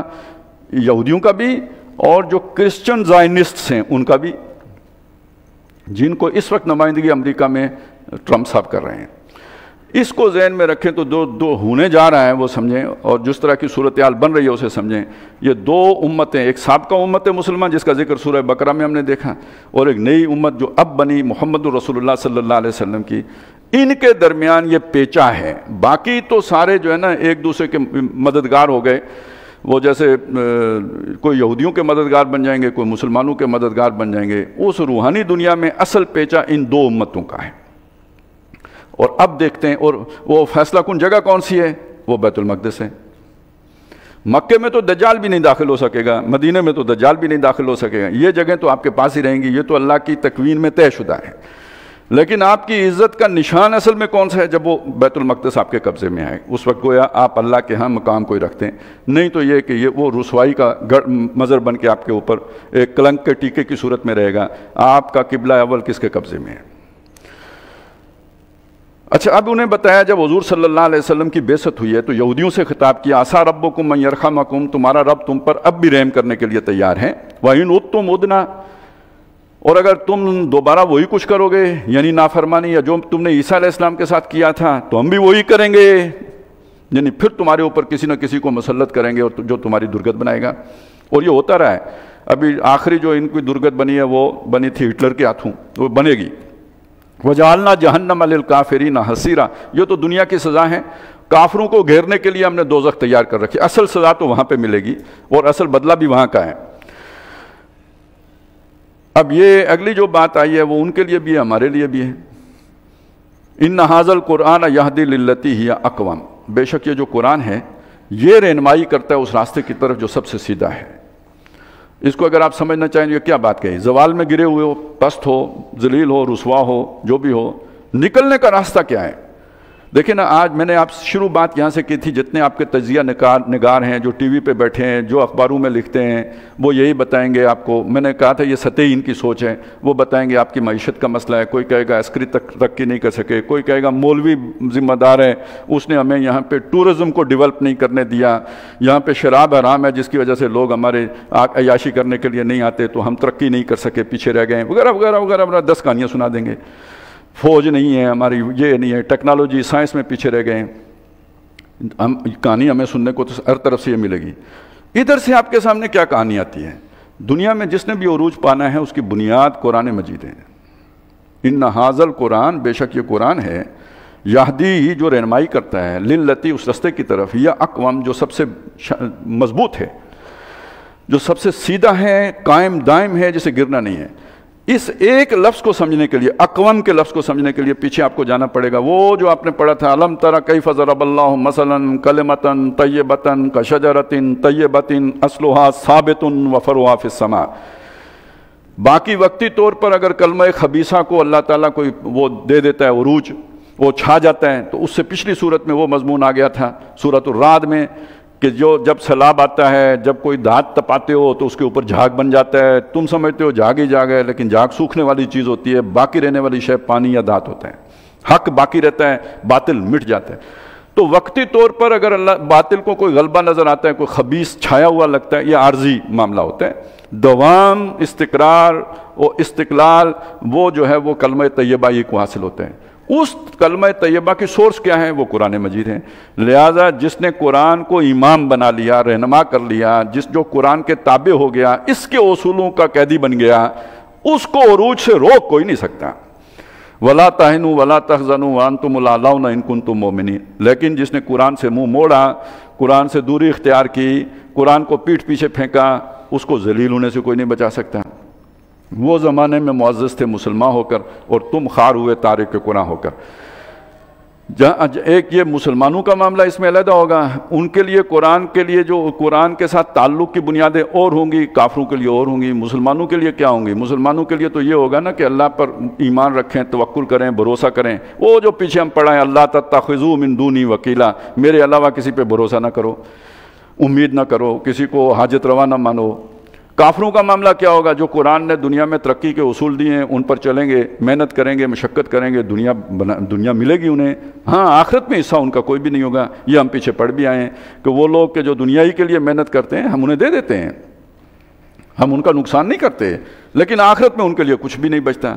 تو اس کو ذہن میں رکھیں کہ اصل میں مسلمان اگر عروج چاہتے ہیں، باقی ساری چیزیں چاہیے. میں یہ نہیں کہتا فوج نہیں چاہیے، نہیں کہتا ٹیکنالوجی کی ضرورت نہیں ہے، کوئی اسلحے کی ضرورت، سب چیزوں کی ضرورت ہے. وَأَعِدُّوا لَهُم مَّا اسْتَطَعْتُمْ. لیکن جو بنیادی اور اہم ترین شے ہے وہ ہے اللہ پر ایمان، توحید خالص، اور اس میں اللہ کے ساتھ کسی بھی صفت میں، ذات میں کسی کو شریک نہ کرنا. جب آپ کسی اور کے خوف میں مبتلا ہیں تو شرک ہے نا. جب آپ کسی اور کی محبت میں جو ہے نا وہ آ کے اللہ کے احکام کو پیٹھ پیچھے ڈال دیتے ہیں اور سمجھتے ہیں اس کے نے جو نظام وضع کیا ہے وہ بہت اچھا ہے، تو اس سے بڑا شرک اور کیا ہوگا؟ یہ اللہ کی صفت حاکمیت میں شرک ہے. تو یہ ذہن میں رکھتے ہوئے کہ یہ در حقیقت مسلمانوں کی اس آج کی ذلت و رسوائی کا اصل سبب قرآن کو ترک کرنا ہے. تو یہ قرآن ہے جو رہنمائی کرتا ہے، جو آپ کو سکھاتا ہے اس رستے پہ چلنا جو سب سے سیدھا ہے. وَيُبَشِّرُ الْمُؤْمِنِينَ الَّذِينَ يَعْمَلُونَ الصَّالِحَاتِ أَنَّ لَهُمْ أَجْرًا كَبِيرًا. اور خوشخبری دیتا ہے ان ایمان والوں کو، اس ایمان کا دعویٰ کرنے والوں کو نہیں، ان ایمان والوں کو جو نیک اعمال بھی کرتے ہیں. اور نیک اعمال کی وضاحت میں آپ کے سامنے کرتا آیا ہوں. قربانیاں دیتے ہیں، ایثار کرتے ہیں، سب کچھ لٹاتے ہیں اللہ کی راہ میں، بھوک پیاس برداشت کرتے ہیں، جانیں ہتھیلی پہ لے کے نکلتے ہیں، سر پہ کفن باندھ کے یہ سارے نیک اعمال ہیں. ان لہم اجرا کبیرا، کہ ان کے لیے بہت بڑا اجر ہے. وان الذین لا یؤمنون بالآخرہ، اور جو آخرت کی پرواہ نہیں کرتے. یہ میں جان بوجھ کے ترجمہ کر رہا ہوں. بے شک وہ آخرت کو ماننے کے دعوے دار ہوں لیکن ترجیح دنیا کو دیتے ہوں، یعنی آخرت کی پرواہ نہیں کر رہے. اعتدنا لہم عذابا الیما، ان کے لیے دردناک عذاب تیار کر رکھا ہے. اور یہ ترجمہ جو میں نے جان بوجھ کے کیا ہے یہ کھلے گا جا کے سورہ کاف کے آخر میں. الذین ضل سعیہم فی الحیات الدنیا، جن کی ساری محنت دنیا میں کھو گئی. وہم یحسبون انہم یحسنون صنعا، یہ پہلے رکوع میں یوں سمجھیے کہ کچھ اصول، کچھ بنیادی باتیں ہمیں اللہ تعالیٰ نے سمجھا دی. ایک نقطہ نظر ہے جو ہماری سمجھ میں آ جانا چاہیے کہ دنیا میں عروج و زوال در حقیقت قرآن کے ساتھ، یا ایمان کہنے چلیں، ایمان کی سورس ہی قرآن ہے، یہ اس کے ساتھ جڑا ہوا ہے. مسلمانوں کا تو جڑا ہوا ہے اس کے ساتھ ہے. تو سب سے پہلے تو ہمیں تجزیہ کرتے ہوئے یہ بات دیکھنا چاہیے کہ اللہ کے ساتھ ہمارا معاملہ ٹھیک ہے یا غلط ہے. تو ٹھیک ہے تو پہلے اسے ٹھیک کرنا ہوگا، اس کے بغیر ہمارا معاملہ ٹھیک ہو نہیں سکتا. اگلے رکوع میں بھی کچھ اہم مضامین جو آ رہے ہیں. فرمایا وَيَدْعُ الْإِنسَانُ بِالشَّرِّ دُعَاءَهُ بِالْخَيْرِ. انسان کا معاملہ یہ ہے کہ اپنی دعا میں بھی جو اللہ سے مانگ رہا ہوتا ہے اس میں بھی خیر کی بجائے شر مانگ بیٹھتا ہے. ناقص عقل ہے. اللہ فلانی چیز دے دے، ہو سکتے ہے اس کے لیے آخرت کے اعتبار سے بہت نقصان دہ ہو. تو اس لیے کہا جاتا ہے کہ بندہ مومن کی دعا اللہ رد نہیں کرتا، لیکن وہ بے وقوفی میں کوئی الٹی سیدھی چیز مانگ لے تو وہ پھر اس کے لیے وہ دعا یا تو اللہ تعالیٰ اس سے بدل کر اسے اچھی چیز دے دیتا ہے، اور وہ نہ ہو تو اس دعا کو محفوظ کر لیتا ہے آخرت کے لیے، وہاں اسے اس سے بہت اعلیٰ دے دیتا ہے. کوئی بندہ آخرت میں دیکھے گا اللہ میں نے تو اتنے اعمال نہیں کیے تھے، یہ اتنا کچھ کدھر سے آ گیا؟ اللہ فرمائے گا یہ تیری وہ دعائیں جو دنیا میں قبول نہیں ہوئی تھی. پھر وہ حسرت کرے گا کاش ایک دعا بھی نہ قبول ہوئی ہوتی. تو یہ بس اتنا سارا فرق ہے. اور دنیا کی وہ اپنی حماقت سے، کم سمجھی سے، کم علمی کی وجہ سے ایسی چیزیں مانگ لیتا ہے جو اس کے لیے نقصان دہ ہوتی ہیں. وَقَالَ الْإِنسَانُ عَجُولًا. اور انسان ہے جلد باز. اب یہ بات ایک نقطہ سمجھا دیا، لیکن اس تاریخ کے تناظر میں اسے جوڑ کر سمجھائیں تو کیا مطلب ہے؟ آدمی چاہتا ہے کہ ہتھیلی پہ سرسوں جمے، ہم نے آج ایک کام شروع کیا ہے تو کل انجام تک پہنچ جائے، کافروں کو شکست ہو جائے، اسلام چھا جائے. یہ اللہ تعالیٰ کی سنت نہیں ہے. یہ دنیا میں عالم خلق میں چیزیں ہوتی ہیں، درجہ بدرجہ ہوتی ہیں. وہ ہم سورہ انشقاق میں جا کے پڑھیں گے، لَتَرْكَبُنَّ طَبَقًا عَنْ طَبَقٍ. ہم تمہیں درجہ بدرجہ اٹھائیں گے، ایک دم نہیں اٹھیں گے. یہ درجہ بدرجہ کیسے اٹھائیں گے؟ یہ سورہ کاف کا مضمون ہے. وہ اصحاب کاف جو تھے وہ کتنے مجبور تھے، مقہور تھے، کتنے کمزور تھے. اور ذوالقرنین جو آخری واقعہ وہ بادشاہ تھا، تو اصحاب کاف سے چلا کے بادشاہ، سلطنت اور حکومت تک پہنچانا، درمیان میں کتنے مراحل ہیں، یہ درجہ بدرجہ ہے. سٹیپ بائی سٹیپ یہاں سے وہاں تک لے کے جائیں گے. گویا یہ آخری دور کے بارے میں ایک اشارہ کر دیا گیا کہ مسلمانوں کا اور یہ جو ذلت ہو جائے گی نا، یہ جس سے میں اس وقت ہم ہیں، اس سے جو دوبارہ عروج ہوگا وہ درجہ بدرجہ ہوگا، یک بارگی نہیں ہوگا. جلدی نہ مچاؤ. یہ سارا جو اس وقت ہم کر رہے ہوتے ہیں یہ جلد بازی کا چکر ہوتا ہے. یہ جو پھٹ رہے ہوتے ہیں وہ بھی چاہتے ہیں جلدی سے اسلام آ جائے. وہ سمجھتا ہے شاید ہم ٹرین اڑا دیں گے تو اسلام آ جائے گا، یا 8-10 فوجی مار دیں گے تو اسلام آ جائے گا. یعنی وہ جسے کہتے ہیں نا کہرے درویش برجانے درویش. جب کسی درویش کو غصہ آتا ہے تو کسی اور کا تو کچھ بگاڑ نہیں سکتا، وہ اپنے ہی سر میں نمک کا پہاڑ گرا لیتا ہے. تو اسی طرح کی روش ہماری ہے، نہیں اپنے پاؤں پہ کلاڑا مارنا. تو انسان جلد بازی میں خیر کی بجائے شر مانگ بیٹھتا ہے. وَجَعَلْنَا اللَّيْلَ وَالنَّهَارَ آیَتَيْن. اور ہم نے دن اور رات کو 2 نشانیاں بنایا ہے. یہ ہمارا نظام ہے. رات نہ ہو تو دن جو ہے وہ عذاب بن جائے، اور اگر دن ہی جو ہے دن نہ ہو تو رات اندھیری، اور روشنی نہ ہو تو کتنا بڑا عذاب ہے. لیکن یہ نظام اسی طرح چلتا ہے، دن کے بعد رات کی ضرورت ہوتی ہے اور رات کے بعد دن کی ضرورت ہوتی ہے. وقفے، تلک الایام نداولها بین الناس. اسی طرح قوموں کا بھی عروج و زوال ہوتا ہے، اٹھتی بھی ہیں گرتی بھی ہیں، ان کی بھی رات آتی ہے. تو گویا یہ جو تمہاری پستی کا دور ہے تمہیں ختم نہیں کرنا اللہ نے. استحصال نہیں آئے گا. اللہ کے نبی کی دعا ہے جتنے وہ دوبارہ اللہ تعالیٰ تمہیں چنے گا، اٹھائے گا، اقتدار دے گا تمہیں، لیا جائے گا تجھ سے کام دنیا کی امامت کا. یہ ہوگا، لیکن ہوگا درجہ بدرجہ. تو یہ رات جو ہے پہر بہ پہر ختم ہوگی. یہ ایک جو ہے نا وہ اس شان سے نہیں ختم ہوگی جس شان سے نبی صلی اللہ علیہ وسلم نے معراج کی ہے. یہ تمہاری معراج ہونی ہے لیکن درجہ بدرجہ ہونی ہے. فَمَخَوْنَا آیَةَ اللَّيْلِ. اور جو رات کی نشانی ہے اس کو ہم نے مٹا دیا ہے. یعنی جیسے بندہ لو پروفائل میں کام کر رہا ہو اس طرح کا مسئلہ ہوتا ہے. وَجَعَلْنَا آیَةَ النَّهَارِ. اور جو دن کی نشانی ہے اس کو ہم نے مُبْصِرَةً کھولنے والا، دیکھنے والا بنا دیا. لِتَبْتَغُوا مِنْ فَضْلًا مِنْ رَبِّكُمْ. تاکہ دن کے وقت تم اپنے رب کا فضل تلاش کرو. وَلِتَعْلَمُوا عَدَدَ السِّنِينَ وَالْحِسَابَ. اور تم جان سکو جو سالوں کا بھی حساب اور دنوں کا بھی حساب، یعنی کیلنڈر کے کام بھی آتے ہیں. وَكُلَّ شَيْءٍ فَصَّلْنَاهُ تَفْصِيلًا. اور ہر شے ہم نے تفصیل کے ساتھ کھول کر بیان کر دی ہے. وَكُلَّ إِنسَانٍ أَلْزَمْنَاهُ طَائِرَهُ فِي عُنُقِهِ. ایک اور مسئلہ بھی ہے، ہر انسان کی گردن میں اس کی جو بدقسمتی ہے، شومیہ قسمت ہے، وہ اس کے گردن میں ڈال دی ہے. آج یہ سمجھنا کوئی اتنا مشکل نہیں ہے، یوں سمجھ لیں کوئی چپ ہے اللہ تعالیٰ نے ہماری گردن میں رکھی ہوئی ہے، جو بھی ہمارا نامہ اعمال ہے وہ سب اس میں لکھا جا رہا ہے، وہ ریکارڈ ہو رہا ہے گویا، اور وہ نخرج لہ یوم القیامت کتابا یلقاہ منشورا، ہم اس کے لیے اس کتاب کو نکال کے اس کے سامنے رکھ دیں گے کتاب کی صورت میں، جس میں ہر شے کھلی اس کے سامنے واضح ہوگی۔ یہاں پہ کتاب کہا، یہاں بھی کتاب کہا، آگے بھی کتاب کہا سورہ کاف میں، لیکن وہاں اس کی ایک شان بیان کی ہے کہ جب لوگ دیکھیں گے اس کتاب کو کہیں گے ما لہذا الکتاب، یہ کیسی کتاب ہے، لا یغادر صغیرۃ ولا کبیرۃ الا احصاھا، کوئی چھوٹا عمل بھی نہیں چھوڑا، کوئی بڑا نہیں، مگر سب کا سب شمار کر کے رکھا ہوا ہے۔ اور یہ کہ وہ دوسری جگہوں پہ کہا کہ وہ دیکھیں گے اسے، وَمَن يَعْمَلُ مِثْقَالَ ذَرَّةٍ خَيْرًا يَرَهُ، جس نے مثقال کے ذرے کے برابر کوئی خیر کیا ہوگا اسے دیکھے گا، وَمَن يَعْمَلُ مِثْقَالَ ذَرَّةٍ شَرًّا يَرَهُ، وہ بھی دیکھے گا۔ تو اس کا مطلب یوں سمجھ لیں کوئی بہت بڑا کمپیوٹر ہے، بس ایک ایک بندے کی چپ نکال کے ادھر لگاؤ، آپ کے سامنے جو اس کی USB آپ نے لگائی، وہ ریکارڈ اس کے سامنے آ جائے گا، پکڑو یہ دیکھو یہ تمہارا اعمال نامہ ہے، اور دیکھتا جائے گا، شرماتا جائے گا، سلو موشن میں دیکھو، ریئیکشن اس کا ریپلے دیکھو، جو مرضی ہے دیکھو، یہ تمہارا کرتوتے ہیں۔ اس لیے آتے ہیں نا فَيَوْمَئِذٍ لَا يُسْأَلُ عَنْ ذَنبِهِ انس ولا جان، اس دن نہ کسی انسان سے نہ کسی جن سے پوچھا جائے گا تم نے کیا گناہ کیا، وہ صرف دکھایا جائے گا۔ جیسے جو اچھی جو ہے نا جاسوس ایجنسیاں ہوتی ہیں وہ مار پیٹ کر کے تو نہیں وہ گلواتی کہ تم نے کیا کیا، وہ ثبوت سامنے رکھتی ہیں، بولو بھائی، بھاگنے کا رستہ ہی نہیں چھوڑتے۔ تو اسی طرح اللہ تعالیٰ بھی سامنے رکھ دے گا، اقرا کتابک، اپنی کتاب خود پڑھو، کفا بنفسک الیوم علیک حسیبا، آج اپنا حساب لینے کے لیے تم خود ہی کافی ہو، کوئی اسی اور حساب کی پتہ نہیں، تمہیں خود پتہ چل جائے گا تم کیا کر کے آئے ہو۔ من اہتدی فانما یہتدی لنفسی، جو ہدایت پر آئے گا اپنے بھلے کو آئے گا، اپنا فائدہ اٹھائے گا، ومن ضل، اور جو گمراہ ہوا بھٹکا، فانما یضل علیہا، اس کے بھٹکنے کا وبال اس کے اوپر ہوگا، ولا تزر وازرۃ وزر اخری، کوئی بوجھ اٹھانے والی کسی دوسرے کا بوجھ نہیں اٹھائے گی، ہر جان نے اپنا بوجھ، اپنے اعمال کا وزن خود اٹھانا ہے۔ وما كنا معذبین حتی نبعث رسولا، اور ہم ہلاک کرنے والے، تباہ کرنے والے، عذاب دینے والے نہیں ہیں جب تک کہ ہم رسول مبعوث نہ کر دیں۔ یہ نبی صلی اللہ علیہ وسلم سے پہلے جتنی امتوں کا احوال ہم نے پڑھے جن پر عذاب استیصال آیا، یعنی ان کی جڑ کاٹی گئی، وہ فقطع دابر القوم الذین ظلموا، جن کی جڑ کاٹ دی گئی، یا کالم یغنوا فیہا، ایسے ہو گئے جیسے تھے ہی نہیں، ان کے بارے میں یہ مستقل اصول ہے، رسول آئے، انہوں نے اتمام حجت کی، اور اس کے بعد جو ہے وہ قومیں ہلاک کی گئیں۔ نبی صلی اللہ علیہ وسلم کے بعد اس اصول کو اگر آپ مان لیں کہ جب تک رسول نہیں آئے گا تو کوئی بستی ہلاک نہیں ہو سکتی، تو پھر تو قیامت بھی نہیں آنی چاہیے، کیونکہ قیامت میں تو سارے انسانوں کا جو ہے نا یہ بساتی لپیٹ دی جائے گی ہستی کی۔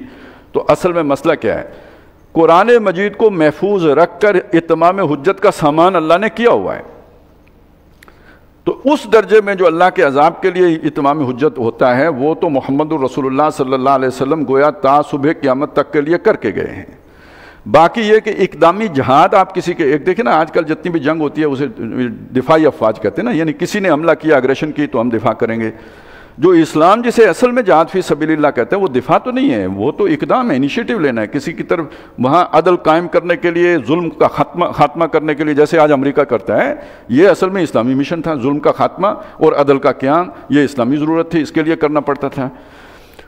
اس کے لیے جس کم سے کم اتمام حجت کی ضرورت ہے وہ یہ کہ جو لوگ اس کام کے لیے اٹھیں وہ پہلے اپنے ملک میں اللہ کے دین کو قائم کر چکے ہوں، جیسے مدینہ منورہ میں نبی صلی اللہ علیہ وسلم قائم کر کے گئے تھے، ایسے ایک اسلامی جو ہے ریاست وجود میں آ چکی ہو، اس ریاست کو یہ حق ہے کہ وہ اقدامی جہاد کر سکتی ہے۔ باقی کسی پارٹی کو، کسی جماعت کو، یا کسی اپنے نسلی تفاخر میں مبتلا ہو کر یا اپنے قومی مفاد کی خاطر کہیں پنگے بازی کرنا، اس کی کوئی اجازت جو ہے وہ نہیں ہے۔ دفاع کریں اپنا، دوسروں پر آپ نہیں وہ کر سکتے۔ اتمام حجت آپ کریں، اس کی کم سے کم صورت یہ ہے کہ اپنے ملک میں اللہ کا دین قائم کریں، اس کی ایک نمونہ دنیا کے سامنے پیش کریں، یہ ہے وہ آئیڈیل نظام جس کی تم تلاش میں ہو، اور بیچ میں جو رجیم اس کے راستے میں رکاوٹ ہو، کیونکہ انسانیت تو اس کی متلاشی ہوگی اس عدل کی جو آپ حرام کر رہے ہیں، تو اس کو ہٹانے کے لیے آپ اقدام کرنے کا حق رکھتے ہیں، اس سے پہلے نہیں رکھتے جب تک آپ نے خود وہ نظام قائم نہ کیا ہو۔ وَمَا كُنَّا مُعَذِّبِينَ حَتَّى نَبْعَثَ رَسُولًا وَإِذَا أَرَدْنَا، اب یہ بہت ایک اہم اصول ہے جو اللہ تعالیٰ بیان کر رہے ہیں اس کے کچھ ڈاٹس ہم پہلے بھی پڑھائے ہیں، یہاں پہ آ کے اسے ایک پورے مکمل اصول کی صورت میں بیان کر دیا گیا۔ وَإِذَا أَرَدْنَا أَن نُهْلِكَ قَرْيَةً، جب ہم کسی بستی کو ہلاک کرنے کا ارادہ کرتے ہیں، ایک طرف تو یہ ہے کہ اسے سمجھانے والے آتے ہیں، دوسری طرف کیا ہوتا ہے مقابلے میں وہاں کس طرح کی رجیم جو ہے وہ مسلط ہوتی ہے۔ امرنا مترفیہا، تو وہ وہاں کے جو مترفین ہیں، مترفین آسودہ حال، خوشحال، رولنگ ایلیٹ، اشرافیہ جو وہاں کے کرتا دھرتا ہیں، ان کو ہم چھوٹ دے دیتے ہیں۔ یہاں امرنا کا مطلب وہ والا امر نہیں ہے جو شرعی حکم ہوتا ہے، نماز پڑھو روزہ رکھو، یہ وہ والا حکم نہیں ہے، چھوٹ دے دینا، ڈھیل دے دینا، یا ان کو فیسیلیٹیٹ کر دینا، انہیں خوشحالی دے دینا، مال و دولت دے دینا، جیسے عربوں کو اللہ نے اس وقت دیا ہوا ہے۔ امرنا مترفیہا، ہم ان کے عیش پسند لوگوں کو چھوٹ دے دیتے ہیں۔ ففسقوا فیہا، اب ظاہر ہے وہ عیش پسند ہیں تو وہاں پہ وہ کوئی اللہ کا دین یا اللہ کی حدود تو قائم نہیں کریں گے، اس میں فسق و فجور کا بازار گرم کریں گے، عیاشی کے اڈے کھولیں گے، نئے سے نئے جو ہے نا وہ گند کے جو ہے نا وہ مختلف طریقے نکالیں گے۔ یہ جو ان کا عمل ہوگا کہ اللہ کی نافرمانی میں جب وہ اس حد تک چلے جائیں گے، فحق علیہ القول، تو وہ اللہ کی دفعہ ان کے اوپر لاگو ہو جائے گی۔ لفظی ترجمہ ان پر اللہ کی بات ثابت ہو جائے گی، مطلب یہ کہ وہ جیسے ہوتا ہے نا کوئی قانون کی زد میں آ جانا، گویا اللہ کے قانون عذاب کی زد میں آ جائیں گے۔ یہ نکتہ کیوں ہے میں رسول اگر نہیں بھی ہے، دیکھیں رسول نے آ کے جو کسی ایسی بستی میں رسول آتا ہے جس میں کچھ نہ کچھ خیر ضرور ہوتے ہیں، اس سے وہ خیر چھن کے رسول کی طرف آ جاتے ہیں، لیکن یہ کہ ایسے لوگ بھی ہو سکتے ہیں حیوان کہ جن کے اندر بالکل ہی خیر نہ ہو اور وہ انسانیت سے گر کے جو ہے نا وہ بالکل حیوانی سطح پہ چلے گئے ہوں، تو وہ تو ویسے ہی اپنا جواز جو ہے اپنے وجود کا جواز کھو چکے ہیں، اب ان کا برقرار رہنا نو انسانی کے لیے فساد کے علاوہ کچھ بھی نہیں ہے، تو گویا وہ خود اللہ کی اس عذاب کی دفعہ کے پھندے میں پھنس جاتے ہیں، اپنی گردن جا کے گھسیڑ دیتے ہیں اس کے اندر۔ فدمرناہا تدمیرا، تو ہم ان کو اٹھا کے پھینک دیتے ہیں۔ یہ جو فسقوا فیہا ہیں یا جو امرنا مترفیہا ہیں، یہ کون لوگ ہیں؟ سورہ یونس میں سے کھولا گیا تھا کہ اس بستی کے جو بدمعاش قسم کے لوگ ہوتے ہیں ان کو ہم اقتدار دے دیتے ہیں۔ اکابر مجرمیہا، جو مجرم قسم کے لوگ ہوتے ہیں ان کو بڑا بنا دیتے ہیں۔ ظاہر ہے جب وہ چھوٹے تھے تو ان کا ہاتھ بھی چھوٹا تھا، گلی کے بدمعاش تھے تو گلی کی سطح کی بدمعاشی کریں گے، جب ہم نے انہیں ریاست کی سطح کا جو ہے وہ اختیار دے دیا، لمبے لمبے ہاتھ دے دیے، تو پھر اتنے بڑے بڑے ہاتھ ماریں گے، تب وہ ہماری دفعہ ان کے اوپر لاگو ہوگی۔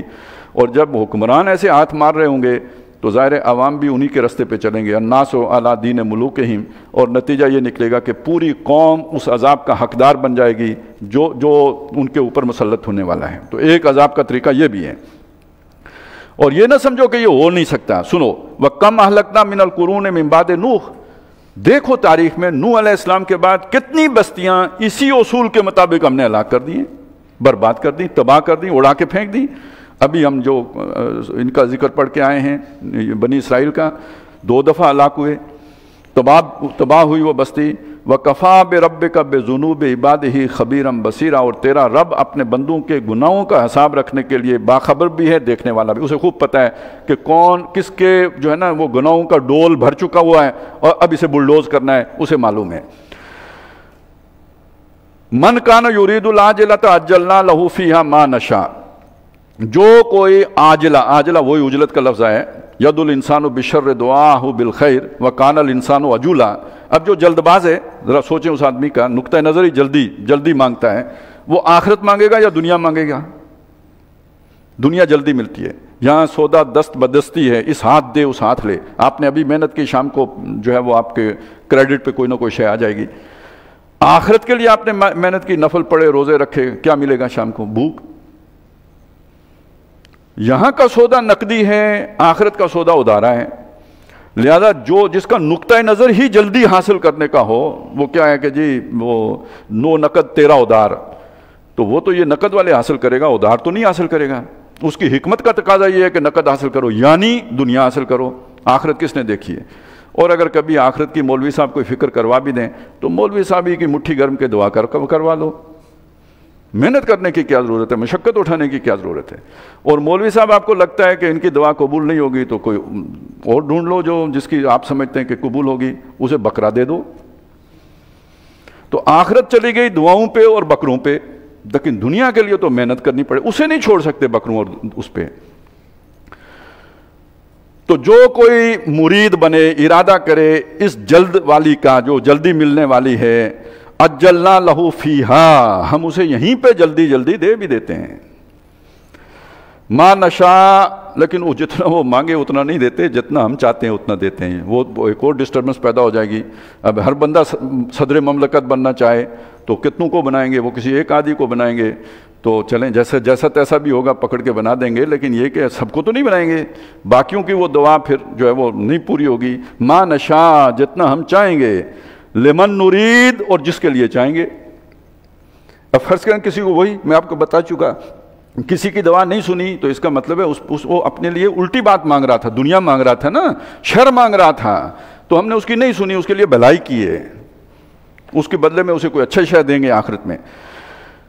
ثم جعلنا لہو، جس کو دے دیں گے یہیں پہ سب کچھ مل گیا، رسی دراز ہو گئی، پکڑ بھی نہیں، خوب عیاشی مارنے کا موقع دے دیا، اسے دنیا کے لیے جو ہے نا، دنیا کے اعتبار سے کوئی بڑا فضل کر دیا اس کے اوپر، لیکن آخرت میں اس کا کیا ہوگا؟ ثم جعلنا لہو جہنم، پھر اس کے لیے ہم مقرر کر دیں گے دوزخ، یصلاھا، اس میں وہ داخل ہوگا، مذموما مدحورا، مذمت زدہ ہو کے اور دھکے کھا کر، دھکیل کر داخل کیا جائے گا اس کے اندر۔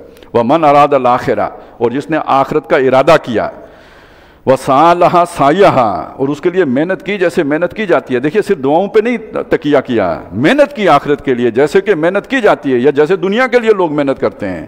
وسعی لہا سعیہا وہو مومن، وہ ہو بھی یقین کرنے والا۔ فاولئک کان سعیہم مشکورا، یہ وہ لوگ ہیں کہ جن کی محنت کی قدردانی کی جائے گی، وہ کنارے لگے گی، اس کا انہیں انعام ملے گا۔ کُلًّا نُمِدُّ ہؤلاء وہؤلاء من عطاء ربک، ان سب کی ہم مدد کرتے ہیں، ان والوں کی بھی کرتے ہیں، ان والوں کی بھی کرتے ہیں، یعنی دنیا کے جو طالب ہیں ان کی بھی مدد ہم ہی کر رہے ہیں، اور یہ جو طالبین آخرت ہیں ان کی مدد بھی ہم کر رہے ہیں، انہیں نیک اعمال میں مدد دے رہے ہیں کہ یہ کر لیں، اور انہیں وہ جو مانگ رہے ہیں اس میں ان کی مدد کر رہے ہیں۔ کسی کو صدر بنا رہے ہیں، کسی کو سپر پاور بنا رہے ہیں، کسی کو کیا کر رہے ہیں، یہ بھی ہم ہی کر رہے ہیں۔ فرعون کو بھی اقتدار ہم نہیں دیا تھا، نمرود کو بھی ہم نہیں دیا تھا۔ کُلًّا نُمِدُّ ہؤلاء وہؤلاء، دونوں کو ہم امداد دے رہے ہیں۔ وما کان عطاء ربک محظورا، تیرے رب کی بخشش ایسی نہیں کہ اسے کوئی روک لگے یا کوئی اسے روک دے، وہ جس کو دینا چاہتا ہے بے حساب دیتا ہے۔ لیکن تم یہ دیکھو، انظر کیف فضلنا بعضهم علی بعض، یہاں اس دنیا میں بعض کو ہم نے بعض پر کتنی فضیلت دے رکھی ہے۔ ایک آدمی جو ہے کسی کٹیا میں رہتا ہے، کسی خیمے میں رہتا ہے، کسی خانہ بدوش ہے، اور اس کے مقابلے میں کوئی شخص بلینئر ہے، وہ امریکہ کی جو ہے، وہ امریکہ سے بھی لوگ اب آگے نکل گئے ہیں، اب تو پتہ نہیں شاید مریخ پہ جانے کی سوچ رہے ہوں گے۔ اب اس کی دولت، اس کی دنیا میں زندگی بسر کرنے کا سٹائل، لائف سٹائل جسے ہم کہتے ہیں، آپ اس کا اندازہ لیں کتنا فرق ہے۔ ویسے یہ پاکستان کی رہائش اور امریکہ کی رہائش میں کتنا فرق ہے، آخر ایویں ہی تو برین ڈرین نہیں ہو رہا نا، آپ کا انٹلیکچوئل جو ہے نا ادھر بھاگا جا رہا ہے، کیوں کہتے ہیں جی کوالٹی لائف۔ تو دیکھو یہاں اور وہاں کی زندگی کا کتنا فرق ہے۔ انظر کیف فضلنا بعضهم علی بعض، خیر ہماری اتنی دور اگر فرض کریں تصور و تخیل ہمارا نہیں بھی پہنچ سکتا کہ وہاں پہ کیا ہو رہا ہے، دیکھا بھی نہیں ہے، ایکسپوجر نہیں ہے اتنا، تو کم از کم یہاں آپ تو دیکھ سکتے ہیں نا عام آدمی کی زندگی۔ ایک اسپتال چلے جائیں، ایک عام آدمی کے ساتھ کیسا برتاؤ ہوگا، اور جس کے کوئی تعلقات ہیں یا جس کے وسائل ہیں یا اس کا آپ دیکھ لیں کتنا فرق ہے اس آدمی اور اس آدمی کے درمیان۔ وَلَلْآخِرَةُ أَكْبَرُ دَرَجَاتٍ، اس سے ایک بات سمجھو، آخرت میں جو درجے ہوں گے وہ اس سے بہت بڑے ہوں گے۔ پہلا درجہ تو یہ سوچو ایک دوزخ میں اور دوسرا جنت میں، لیکن جنت میں بھی جو درجے ہوں گے، حضور نے فرمایا نچلے درجے کا جنتی اوپر والے درجے والے کو یوں دیکھے گا جیسے تم زمین پر بیٹھ کے ستاروں کو دیکھتے ہو، کروڑوں نوری سالوں کا فاصلہ یہ جو ہے یہ گویا وہاں پہ بھی قائم ہوگا۔ وَلَلْآخِرَةُ أَكْبَرُ دَرَجَاتٍ وَأَكْبَرُ تَفْضِيلًا، وہاں فضیلتوں کا بھی بہت بڑا فرق ہوگا۔ کوئی وہ ہوں گے جو اللہ کے مقرب ہیں، وہ بھی جنتی ہیں، جو اصحاب الیمین ہیں تو وہ بھی جنتی، لیکن ان کا بھی بہت بڑا زمین آسمان کا فرق ہے۔ لا تجعل مع اللہ الہا آخر، تو اللہ کے ساتھ کسی دوسرے معبود کو اختیار مت کرو، کسی دوسرے حاکم کو اختیار مت کرو۔ فتقعد مذموما مخذولا، تو جا بیٹھو گے، یعنی جیسے کوئی ہوتا ہے مجبور ہو کے ڈپریشن میں جیسے کوئی بیٹھ جاتا ہے، جا بیٹھو گے مذموماً، الزام کھا کے، مذمت زدہ ہو کے، مخذولا، بے کس ہو کے، بے بس ہو کے بیٹھ جاؤ گے، تمہارا کوئی بس پھر نہیں چلے گا، یعنی آخرت میں۔ اب اس کے بعد جو دو رکوع آ رہے ہیں، یہ در حقیقت جو یوں سمجھ لیجئے کہ جو تورات کے احکام عشرہ ہیں ان کی جو ہے خلاصہ ہے، جو قرآن مجید یا قرآنی ورژن ہے تورات کے احکام عشرہ کا۔ اور دوسرا بات یہ کہ جو ہم نے سورہ النحل میں جو 2 آیتیں پڑھی تھیں، ایک آیت ہم نے پڑھی تھی ان اللہ یامر بالعدل والاحسان وایتاء ذی القربی، یعنی اللہ تعالیٰ حکم دیتا ہے ان باتوں کا، اور دوسری پڑھی تھی وینہا عن الفحشاء والمنکر والبغی، کچھ منکرات ہیں جن سے اللہ روکتا ہے، کچھ کرنے کے کام ہیں جن کا اللہ حکم دیتا ہے، اس کی تشریح بھی ان 2 رکوعوں میں مل جائے گی۔ وہ کیا چیزیں ہیں جن کے کرنے کا اللہ حکم دیتا ہے، وہ کیا چیزیں ہیں جن سے اللہ تعالیٰ روکتا ہے۔ اور دوسری آیت ہم نے وہاں پہ پڑھی تھی ادعو الی سبیل ربک بالحکمہ، وہ حکمت کیا شے ہے، وہ اس کا بھی ایک یہ نمونہ ان 2 رکوعوں میں ہمارے سامنے آ جائے گا۔ تیسری بات ان رکوعوں کو پڑھتے ہوئے اور تورات اور قرآن کے فرق کو سمجھنے کے لیے یہ ضروری ہے کہ جب تورات اتری ہے تو اس وقت انسان ابھی معاشرتی سطح پہ منظم ہوا تھا۔ یہ منظم ہونے کے لفظ کو ذہن میں لے کے آئیں، یعنی یہ سفر کہاں سے شروع ہوا، ایک خاندان سے شروع ہوا، آدم اور حوا ایک خاندان ہے، پھر اس سے اگلی منزل کون سی آئی، ایک قبیلے کی بات بن گئی، خاندان نے برادری اور قبیلے کی صورت اختیار کی، پھر قبائل وجود میں آئے، یہ سفر ہزاروں سالوں پہ جا کے تو پھر اس جگہ پہ پہنچا جسے ہم سٹی سٹیٹ کہتے ہیں، مختلف قبائل ایک جگہ پہ رہنا شروع ہوئے۔ یہ آسان نہیں تھا، عادتیں مختلف، رواج مختلف، رسومات مختلف، روایات مختلف، ایک جگہ پہ رہنا یہ گویا ایک سوشل کانٹریکٹ کے بغیر ممکن نہیں تھا، اسے سٹی سٹیٹ کہتے ہیں۔ پھر کرتے کرتے یہ ریاستیں امپائرز وجود میں آئی ہیں، اور آج جس دور میں ہم رہ رہے ہیں یہ ماڈرن سٹیٹ کا دور ہے۔ یہ حضور کے دور میں بھی نہیں تھی، ماڈرن سٹیٹ جسے آپ نیشن سٹیٹ جنہیں ہم کہتے ہیں، یہ نبی صلی اللہ علیہ وسلم کے دور میں ابھی وجود میں نہیں آئی تھی۔ وہ اس وقت وہ جو ٹھیک ہے سلطنت روما موجود تھی، اس کی اور نوعیت ہے۔ یہ ماڈرن سٹیٹ ایک بالکل دوسرا تصور ہے جہاں انسان اب پہنچ چکا ہے۔ تو جب یہ تورات نازل ہو رہی ہے تو اس وقت انسان ابھی سماجی ایوولوشن میں کس جگہ پہ کھڑا ہے، معاشرتی سطح پر کھڑا ہے، لہذا یہ ان احکامات کا تعلق جو ہے انسانی معاشرے کے ساتھ ہے۔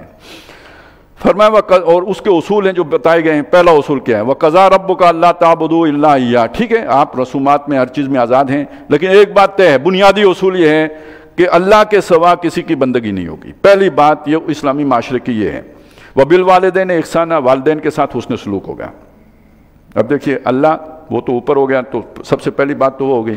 آپ معاشرے کی سطح پہ آئے تو جن کے ساتھ کوئی ظلم ہو سکتا ہے، زیادتی ہو سکتی ہے، ان کے حقوق تلف ہو سکتے ہیں، وہ بوڑھے لوگ ہیں اور ان میں والدین ہیں، ان کے ساتھ احسان کرنا ہے۔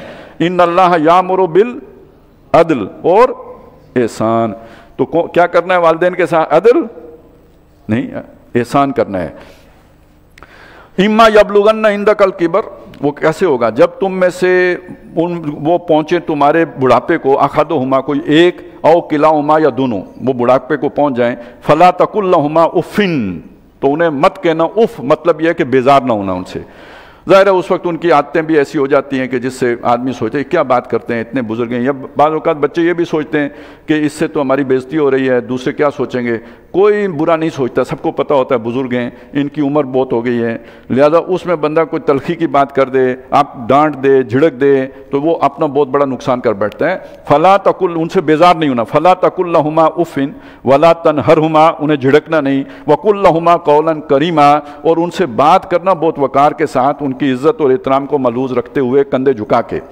وَاخْفِضْ لَهُمَا جَنَاحَ الذُّلِّ، اور ان کے آگے عاجزی سے کندھے جھکا کے رکھنا، مِنَ الرَّحْمَةِ، نیاز مندی کے ساتھ، رحمت کے ساتھ، وَقُلْ رَبِّ ارْحَمْهُمَا كَمَا رَبَّيَانِي صَغِيرًا، یہ سب کرنے کے بعد بھی اللہ سے دعائیں بھی کرتے رہنا کہ اے میرے رب، جیسے انہوں نے ہمیں بچپن میں مہربانی سے، عنایت سے، رحمت سے، جس جذبے سے پالا ہے، تو بھی ان پر مہربانی فرما، عنایت فرما۔ یہ قرآن مجید میں والدین کے حقوق کی بات بہت جگہوں پہ آئی ہے، لیکن یہ یہاں پہ سب سے زیادہ جو ہے نا اسے تفصیل کے ساتھ اور زیادہ یوں سمجھے، جسے کہتے ہیں نا ایک ہوتا ہے کلائمیکس ہوتا ہے، تو وہ یہ مقام ہے جہاں والدین کے حقوق کو بہت واضح طور پر بیان کیا گیا ہے۔ نبی صلی اللہ علیہ وسلم نے یہ بھی فرمایا ہے کہ جس کو 2 والدین جو ہے نا اس کی زندگی میں بوڑھے ہو جائیں یا ایک، اور وہ ان کی خدمت کر کے جنت نہ کما سکے، وہ مشہور حدیث ہے جس میں رمضان کا بھی ذکر آتا ہے، تو اس میں یہ بھی بات آتی ہے کہ اگر وہ یہ نہ کر سکے تو حضور نے اسے بددعا دی ہے، اور جبریل علیہ السلام نے اس پہ آمین کہی ہے کہ وہ ہلاک ہو، برباد ہو۔ تو یہ بہت بڑی نعمت ہے اگر کسی کی زندگی میں بوڑھے والدین آئیں، لیکن جنت بہت مشکل کام ہے۔ اس کا مطلب ہے والدین کی خدمت بھی اس عمر میں آسان کام نہیں ہے، کافی مشکل کام ہے، اور یہ انہیں اولڈ ہومز میں بیچ کے نہیں ہوتا، کوئی فیسیں دے کے نہیں ہو سکتا، کوئی نوکر چاکر رکھ کے نہیں ہو سکتا۔ جو ڈیمانڈ ہے وہ یہ کہ آپ خود کریں، وہ اصل میں جو ہمدردی، اور ان کو بھی جو احساس ہوتا ہے کہ میرا اپنا کوئی میرے پاس ہے، تو وہ کوئی دوسرا نہیں دے سکتا۔ ربکم اعلم بما فی نفوسکم، اب دیکھیے انسان ہے، وہ اس کے پاس جو ہے نا وہ کوئی اللہ والی طاقت تو ہے نہیں کہ کسی کی ساری جو خواہشات ہیں ان پر پورا اتر سکے، وہ چاہ کے بھی نہیں پورا اتر سکتا، تو پھر ایک احساس ندامت ہو سکتا ہے کہ میرے والدین مجھ سے خوش نہیں ہیں، ان کی ڈیمانڈز اتنی ہیں کہ میں نہیں پوری کر سکتا، تو اس کی تسلی کرا دی۔ ربکم اعلم بما فی نفوسکم، جو تمہارے جیوں میں دل میں، تمہارا رب اس سے بہت واقف ہے، اچھی طرح جانتے ہیں، یعنی تمہاری نیت کیا ہے، ارادہ کیا ہے، خلوص اخلاص کتنا ہے۔ ان تکونوا صالحین، اگر تم صالح ہو، یہاں صالح کا مطلب کیا ہو، یعنی نیک نیت ہو، تم والدین کی خدمت کرنا چاہتے ہو لیکن کر نہیں پاتے، مجبوری ہے یا ان کی ڈیمانڈ بہت زیادہ ہے، فَإِنَّهُ كَانَ لِلْأَوَّابِينَ غَفُورًا، تو بے شک ایسے اواب کون ہوئے؟ درد دل رکھنے والے، یعنی کٹھور دل ہوتا ہے نا جیسے کسی کی پرواہ، ایسا نہیں ہے، تمہارے اندر دل میں درد ہے، ایسے درد دل رکھنے والے لوگوں کے لیے، وہ جو خنجر چلے کسی پہ تڑپتے ہیں ہم امیر، سارے جہاں کا درد ہمارے جگر میں ہے، اس صلاحیت کے حامل لوگوں کے لیے تمہارا رب بہت بخشنے والا ہے۔ یعنی والدین کے لیے تمہارا جذبہ تو کم از کم یہ ہو، اور اگر تم ان کی خواہشات کو پورا نہ بھی کر سکو تو اللہ تعالیٰ بخشنے والا مہربان ہے۔ یہ ہو گیا جی ایک حق اللہ کا ہو گیا، دوسرا حق والدین کا ہو گیا۔ معاشرے میں اب تیسرا حق ان کا ہے جو محروم رہ گئے، کچھ کو اللہ نے، ابھی اوپر آیا تھا نا کہ اللہ نے بعض کو بعض پر فضیلت دی ہے، تو جو کم، جن کے پاس کوئی دنیا کے اعتبار سے کمی رہ گئی، محروم رہ گئے، پیچھے رہ گئے زندگی کی دوڑ میں، ان کے ساتھ ان کا بھی ایک حق ہے۔ سنیے، وَآتِ ذَا الْقُرْبَىٰ حَقَّهُ، جو قریبی رشتہ دار ہیں ان کو ان کا حق دو۔ اب یہ کون سا حق ہے؟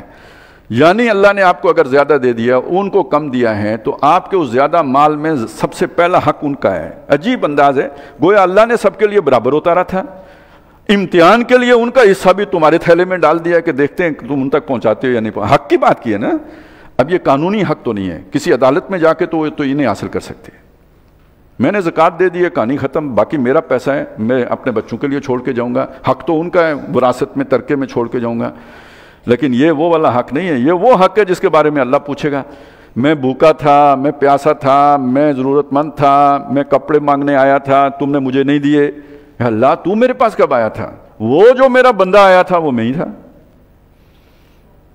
اب یہ زکوٰۃ کا مسئلہ تو نہیں ہے، یہ تو سوال ہی ہے جو آپ کے پاس ضرورت مند بن کے آیا ہے۔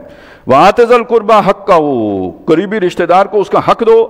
اچھا، اس سے متاثر ہو کے وہ جو مسجد کے باہر کھڑے ہوتے ہیں ان کو نہ دے دیجیے گا، میں ان کا نہیں کہہ رہا ہوں، ہاں ان میں سے کوئی ضرورت مند ہو سکتا ہے، آپ کا دل بول جائے کہ ہاں یہ ضرورت مند ہے، پھر جائیں اس کے گھر، پوری تحقیق کریں، جو وہ دعویٰ کر رہا ہے وہ سچا ہے، پھر مدد کریں، جان نہ چھوڑائیں، یہ اللہ کا مال ہے، یہ حقدار کو ملنا چاہیے، یہ نہ ہو کوئی ٹھگ کے آپ کو اللہ کے نام پہ لوٹ لے تو لٹوائیں نہ۔ والمسکین، اور محتاج کو بھی، وابن السبیل، اور جو مسافر ہے اس کو بھی، ولا تبذر تبذیرا، یہ اللہ کے مال کو فضول خرچیوں میں نہ اڑانا، حساب اس کا بھی ہوگا کمایا کہاں سے، لیکن حساب اس کا بھی ہوگا خرچ کہاں پہ کیا ہے۔ اپنی ضرورت پہ خرچ کر سکتے ہو، تم مالک نہیں ہو اس کے، میرا مال میری مرضی نہیں چلے گا، تم امانت دار ہو، یہ اللہ نے تمہیں امین بنایا اس کا، اور اس میں تمہارا حساب ہوگا، وہاں تمہارا احتساب ہوگا، اکاؤنٹیبلٹی ہے مال کے حوالے سے وہاں پہ۔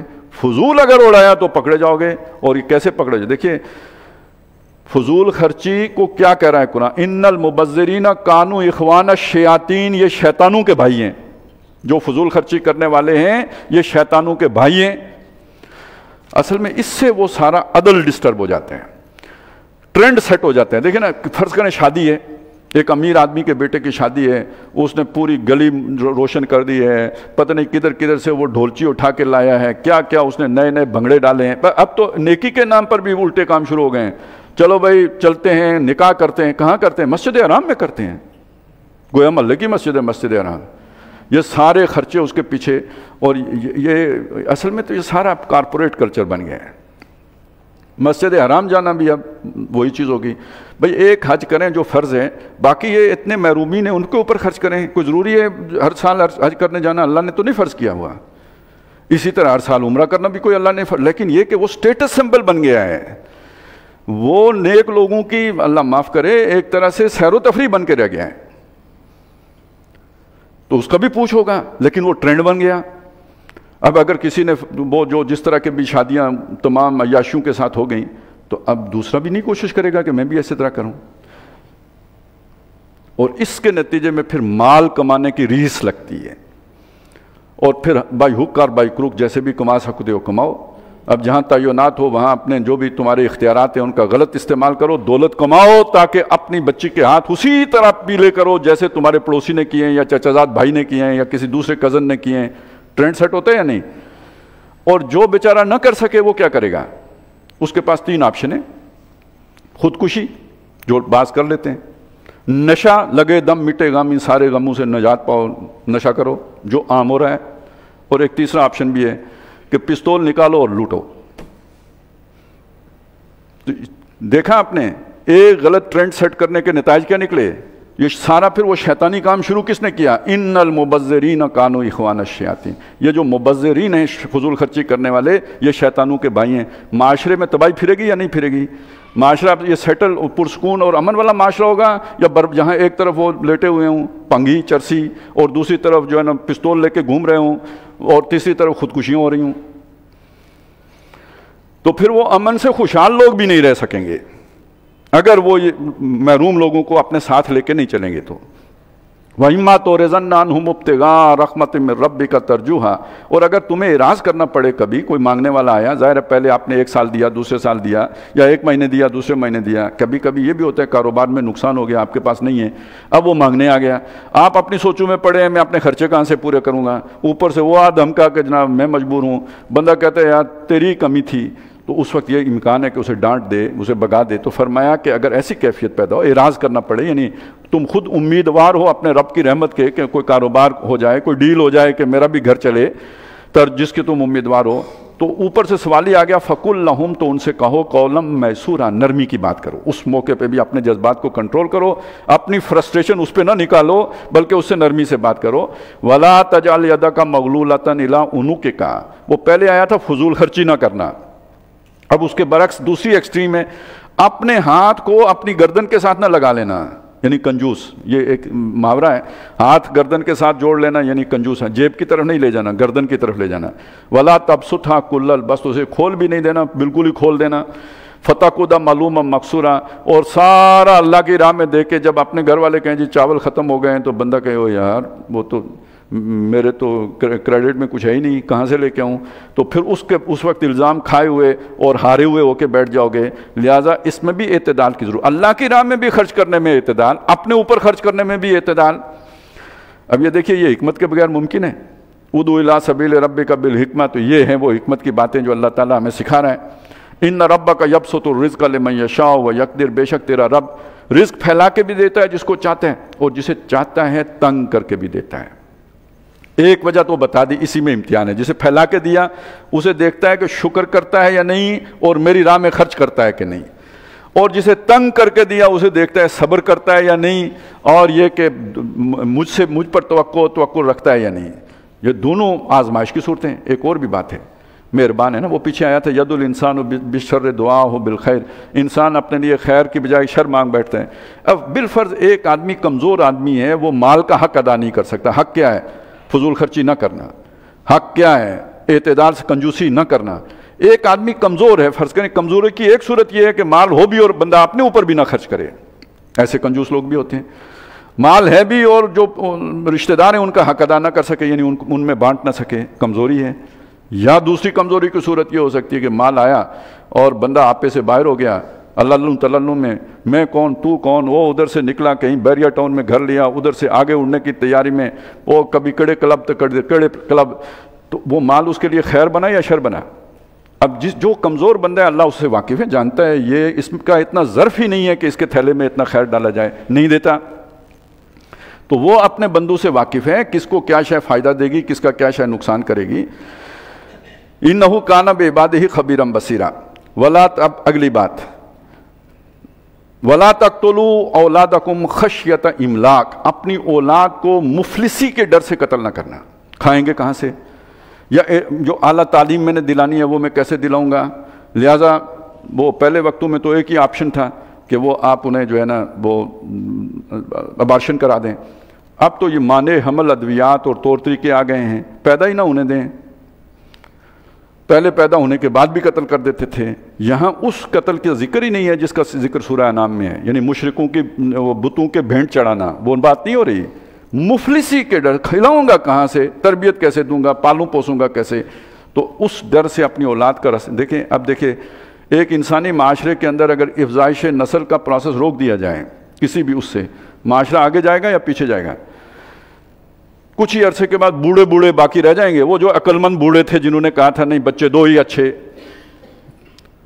تو اب بچہ کوئی فارغ بھی نہیں ہے جو بزرگوں کو جو ہے نا سنبھالے، وہ پھر اولڈ ہوم میں جا کے قیام پذیر ہوں گے۔ وسط میں یہ ہو رہا ہے یا نہیں ہو رہا؟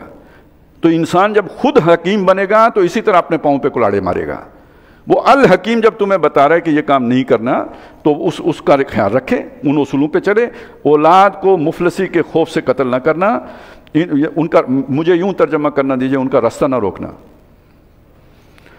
نحن نرزقہم، ہم ان کو بھی کھلاتے ہیں، وَإِيَّاكُمْ، اور تم کو بھی۔ یہ تمہاری محنت اور تمہارے کمال اور تمہاری منصوبہ بندی اور تمہاری سکل اور تمہاری ہنرمندی کا نتیجہ نہیں ہے جو تمہیں مل گیا ہے۔ تم سے زیادہ ہنرمند جوتیاں چٹکھاتے پھرتے ہیں، ان کو ہم نے نہیں دیا ہے۔ تم سے زیادہ محنتی ہیں، ان کے ہاتھ کچھ نہیں آیا ہے۔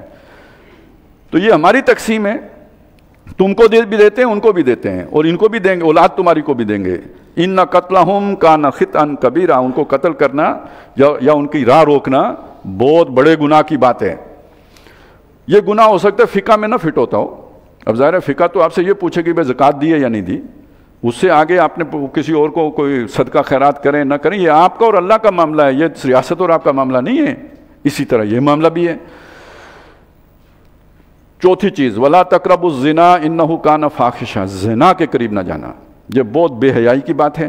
وَسَاءَ سَبِيلًا، اور برا راستہ ہے۔ دیکھیں قریب جانے سے روکا ہے، تفعلوا الزنا نہیں کہا کہ زنا نہ کرنا، یہ کہا قریب نہ جانا۔ اس کا مطلب یہ ہے کہ یہ سارے پردے کے احکامات، یہ جو محرمات کا جو ذکر ہے، یہ تمہاری محرم عورتیں ہیں، یہ تمہاری غیر محرم عورتیں ہیں، یہ سارے احکامات در حقیقت اس حکم کے تابع ہیں۔ بڑا حکم یہ ہے قریب نہیں جانا ہے، تو قریب جانے کے جتنے رستے ہیں وہ بند کیے قرآن نے، یہ نہیں کرنا، یہ نہیں کرنا، یہ نہیں کرنا، وہ سارا اس کے تابع ہے۔ وَسَاءَ سَبِيلًا، اور برا راستہ ہے، وہ برا راستہ آگے جا کے کھلے گا۔ وَلَا تَقْتُلُوا النَّفْسَ الَّتِي حَرَّمَ اللَّهُ إِلَّا بِالْحَقِّ، اور کسی جان کو قتل نہ کرنا جس کو اللہ نے محترم ٹھہرایا ہے۔ اب یہ دیکھیے کسی کو قتل کرنا بہت بڑا جرم ہے، لیکن اس کا نمبر یہاں پہ کون سا آ رہا ہے؟ پہلا نمبر اللہ کا حق، دوسرا والدین کا، تیسرا محروم طبقات کا، چوتھا اولاد کا، کہ ان کو زندہ رکھنا ہے، انہیں پالنا پوسنا ہے۔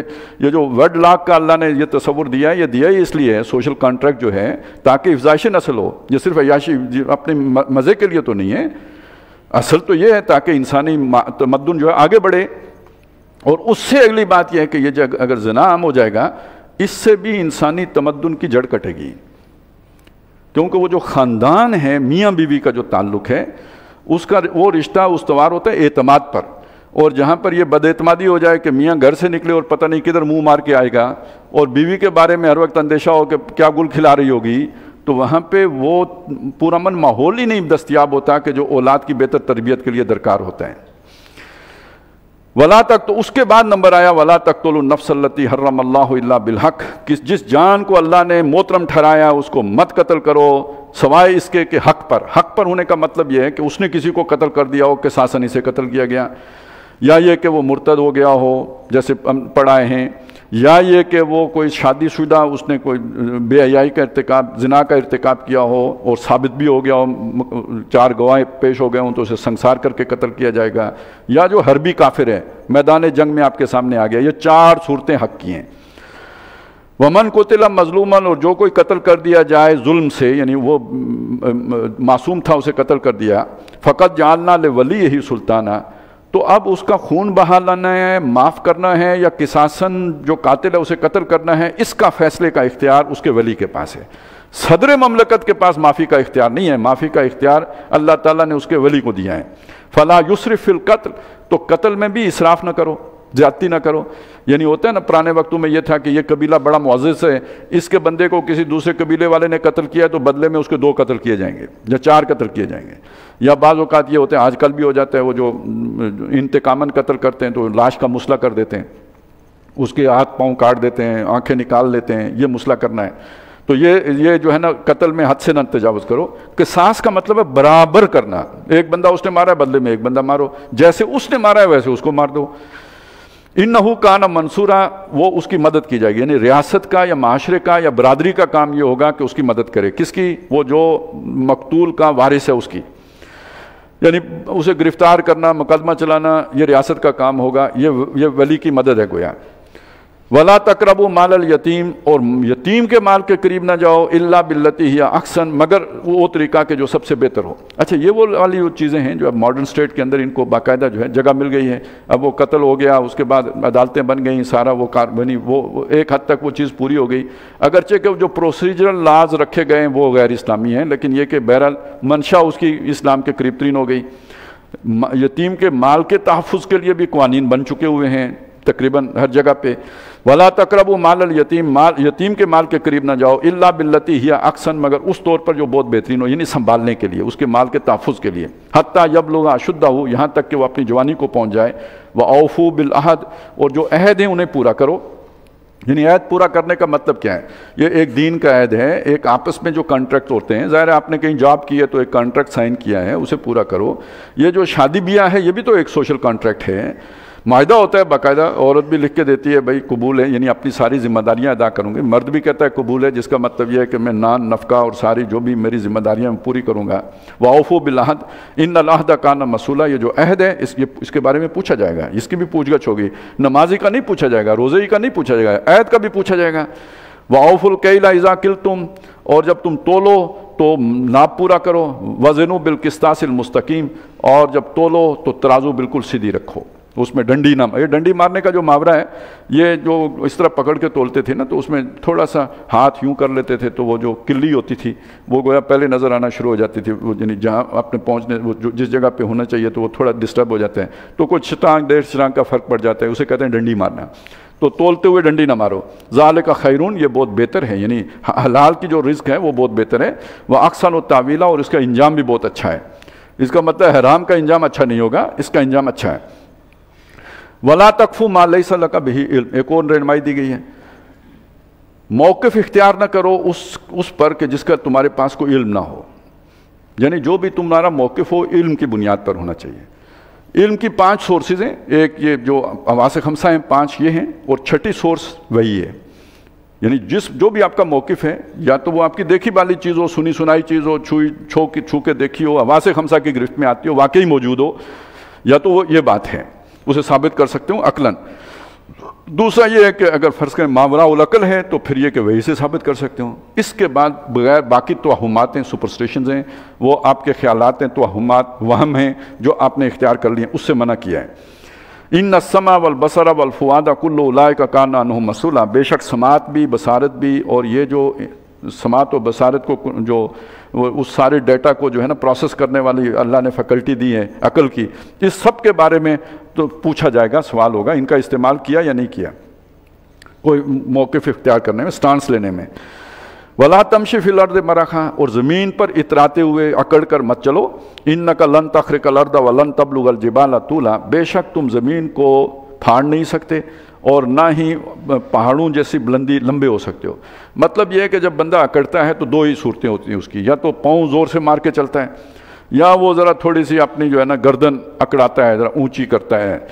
تو بڑے عجیب انداز میں اللہ تعالیٰ نے بات سمجھائی کہ جتنے زور سے بھی تم پاؤں مارو زمین پر وہ پھٹے گی تو نہیں، اور جتنی گردن اونچی کرو تو وہ ہمارے پہاڑوں جتنی تو اونچی نہیں ہو جائے گی. ذرا اپنی اوقات تو دیکھو، اتنے ہی رہو جتنے تم ہو. کیا ضرورت ہے وہ کام کرنے کی جو پورا ہی نہیں ہو سکتا. کل ذالک کان سیئہ عند ربک، یہ سب کے سب تیرے رب کے ہاں برائیاں ہیں، مکروہاں، ناپسندیدہ برائیاں ہیں، قابل کراہت برائیاں ہیں. ذالک مما اوحی الیک ربک من الحکمہ، یہ سارے جو کمانڈمنٹس دیے ہیں، ڈوز اینڈ ڈونٹس جو ہیں، یہ کرو یہ نہ کرو جو ہیں، یہ تیرے رب کی طرف سے وحی کیے گئے ہیں آپ کے نبی آپ پر. من الحکمہ، از قسم حکمت، یہ اللہ کی وزڈم ہے جس پر وہ تمہیں یہ ساری رہنمائی دے رہا ہے. اب جس آدمی کے دل میں کوئی رتی برابر بھی ایمان ہو، وہ اللہ کی حکمت پر کسی انسان کی حکمت کو ترجیح دے سکتا ہے. ایک کام سے اللہ کہتا ہے یہ نہ کرو، وہ کہتا ہے میں اپنی حکمت سے کہہ رہا ہوں کہ یہ نہ کرو. کوئی دوسرا کہے نہیں یہ کرنے میں بڑا فائدہ ہے، یہ فائدہ ہے، یہ فائدہ ہے، یہ فائدہ ہے، یہ فائدہ ہے. تو یہی تو ایمان کا امتحان ہے نا. آپ اللہ کی حکمت کا اعتبار کرتے ہو یا یہ کہ جو آپ کے سامنے آ کے ٹیکنوکریٹ بیٹھ گیا ہے یا کوئی بڑا سوشلوجسٹ بیٹھ گیا ہے آپ سمجھتے ہو یہ بڑی کام کی بات کر، بڑا تجربہ کار ہے، بڑی اس نے دنیا دیکھی ہے؟ بھائی اس نے یہی اسی دور کی دنیا دیکھی ہے نا، وہ اللہ تعالیٰ تو ازل سے ابد تک ساری سب کچھ سے واقف ہے۔ ذالک مما اوحی الیک ربک من الحکمہ ولا تجعل مع اللہ الہا آخر، پھر آخر میں اس کو دوبارہ جو ہے نا اس میں ایمفسائز کیا کہ اللہ کے ساتھ کسی دوسرے الہ کو اختیار نہیں کرنا۔ یہ کیا مطلب ہوا؟ ان قوانین کے اندر جب تم کوئی تبدیلی کرو گے، ان اصولوں کو بدلو گے تو وہ کسی کے دیے ہوئے ہوں گے نا، تو وہ تمہارا الہ ہے۔ اللہ کے دیے ہوئے احکام کے مقابلے میں کسی دوسرے کے، دیکھیے شروع بھی اسی سے کیا تھا، وَقَضَىٰ رَبُّكَ أَلَّا تَعْبُدُوا إِلَّا إِيَّاهُ، بلکہ اس سے پہلے بھی آیا وَلَا تَجْعَلْ مَعَ اللَّهِ إِلَٰهًا آخر، جا کے بریکٹ بند بھی کیے تو وَلَا تَجْعَلْ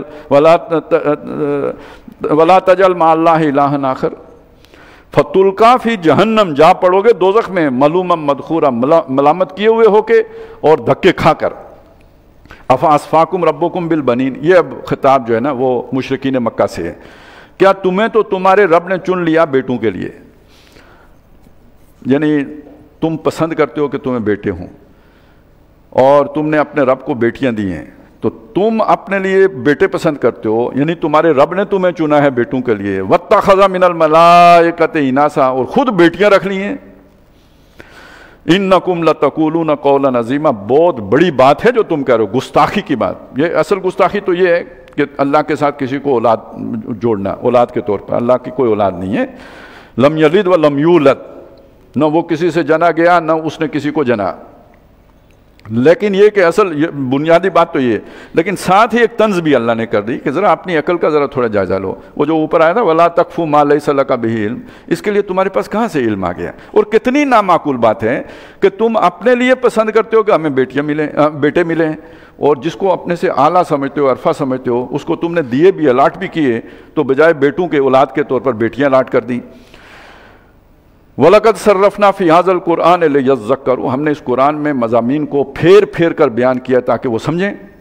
یہ پھیر پھیر کے بیان کرنے کا مطلب یہ ہے کہ ہر انسان کی اپنی افتاد طبع ہوتی ہے، اپنا ایک سوچ ہوتی ہے سمجھنے کی، تو وہ اپنے اس انداز میں ہی بات کو سمجھتا ہے۔ تو ہم نے ایک مضمون کو کئی انداز میں بیان کیا، ایک ہی بات ہے لیکن کئی طریقوں سے بیان کی ہے تاکہ لوگ سمجھیں۔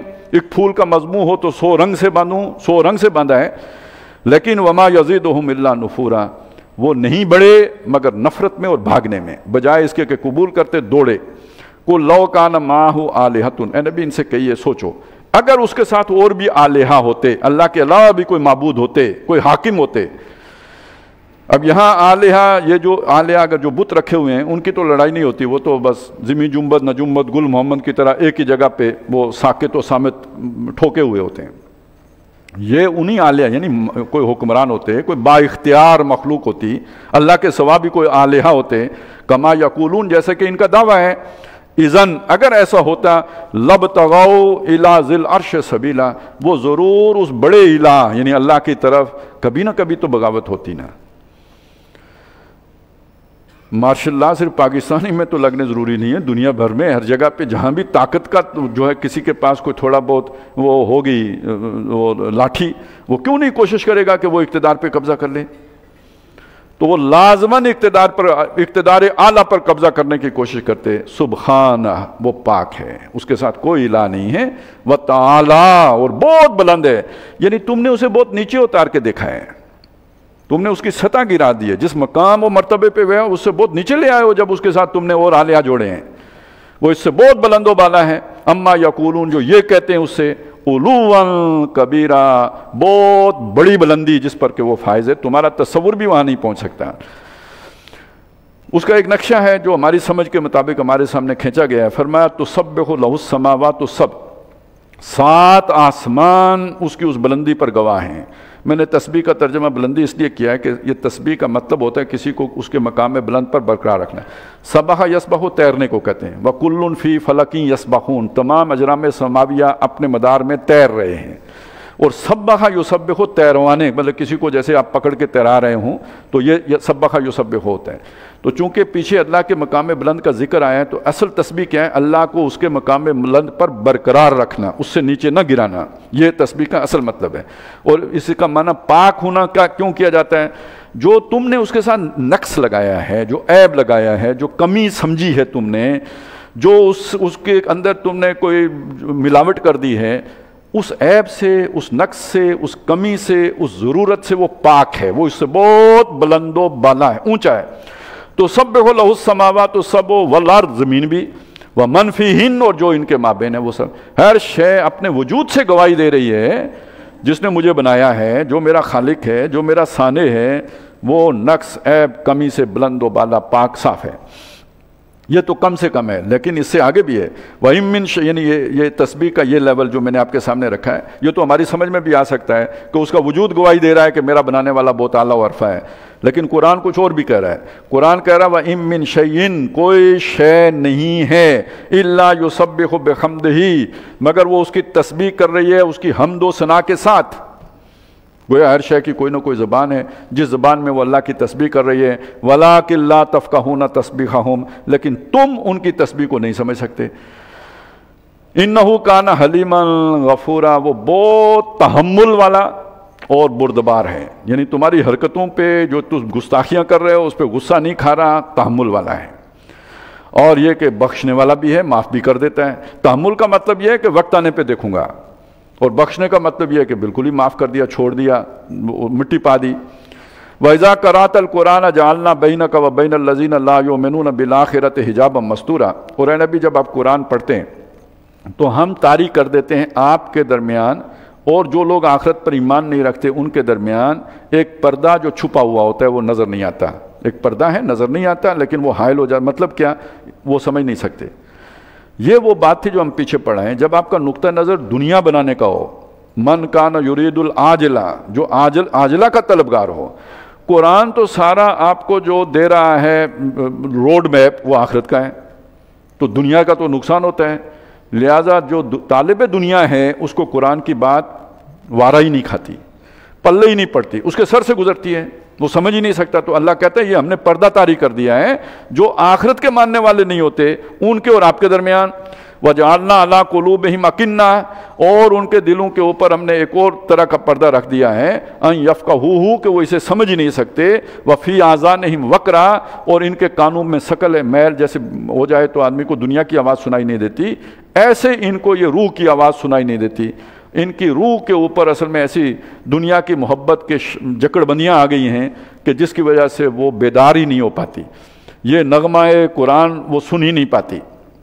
وَإِذَا ذَكَرْتَ رَبَّكَ فِي الْقُرْآنِ وَحْدَهُ، اور جب آپ قرآن میں اپنے رب کا ذکر کرتے ہیں کہ اس کے ساتھ کوئی بھی نہیں ہے، شریک، اکیلا ہے، تنہا ہے، وَاللَّهُ عَلَىٰ أَدْبَارِهِمْ نُفُورًا، تو یہ اس سے بدک کر دوڑ لگا دیتے ہیں۔ یہ بات سننے سے بھی سوچتے ہیں کہ ہمارے جو ٹھاکر ہیں وہ ناراض ہو کر اس گستاخی کے نتیجے میں ہمارا کوئی کاروبار کا نقصان نہ ہو جائے، کوئی اس سال کی ACR ہماری خراب نہ ہو جائے، فوراً دوڑ لگا دیتے ہیں وہاں سے۔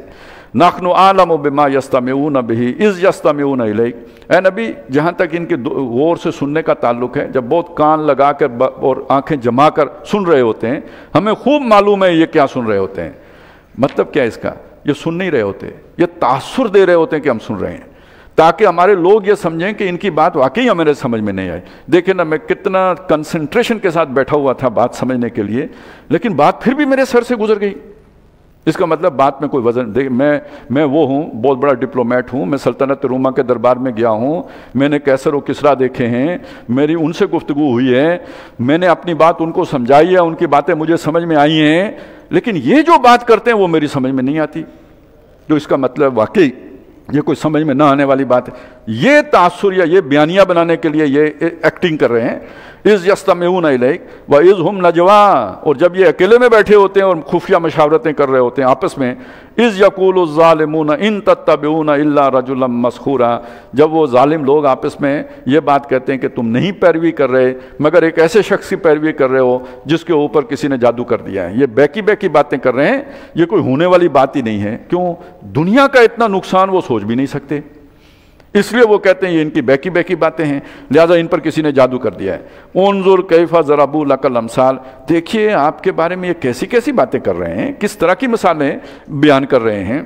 فضلوا، تو یہ گمراہ ہو گئے ہیں، فلا یستطیعون سبیلا، یہ اب سیدھی راہ پر چلنے کی استطاعت ہی نہیں پاتے، اس صلاحیت اور اس استعداد سے محروم ہو گئے ہیں۔ وقالوا اذا كنا عظاما ورفاتا، ظاہر ہے یہ بھی بہت بڑے اپنے وقت کے دانشور تھے، لہذا انہوں نے ایک بڑا اپنی طرف سے معرکۃ الآراء قسم کا سوال اٹھایا۔ انہوں نے کہا بھلا جب ہم ہڈیاں بن جائیں گے، یعنی انسان جب مرتا ہے تو اس سے پہلے سب سے پہلے جو ہے نا اس کا گوشت ختم ہوتا ہے، ہڈیاں باقی رہ جاتی ہیں، تو جب ہم ہڈیاں رہ جائیں گے ورفاتن، وہ ہڈیاں بھی چورا چورا ہو جائیں گی، ظاہر ہے بعد میں آخر کرتے کرتے وہ بھی کھوکھری ہو جائیں گی۔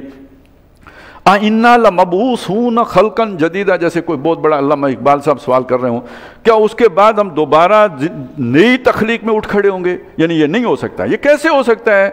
پتہ ہی نہیں وہ گوشت کدھر مٹی میں مل کے کدھر چلا گیا، وہ ادھر درخت پیدا ہوا تھا تو وہ گوشت، وہ جو بھی ہمارے جو نا وہ اجزاء تھے وہ درخت میں شامل ہو کے پتے بن کے گر کے پتہ نہیں کدھر نکل گئے ہوں گے، اور ہڈیاں ہماری کھوکھری ہو کے مٹی میں مل کے مٹی ہو گئیں، یہ بندہ دوبارہ کیسے بنے گا؟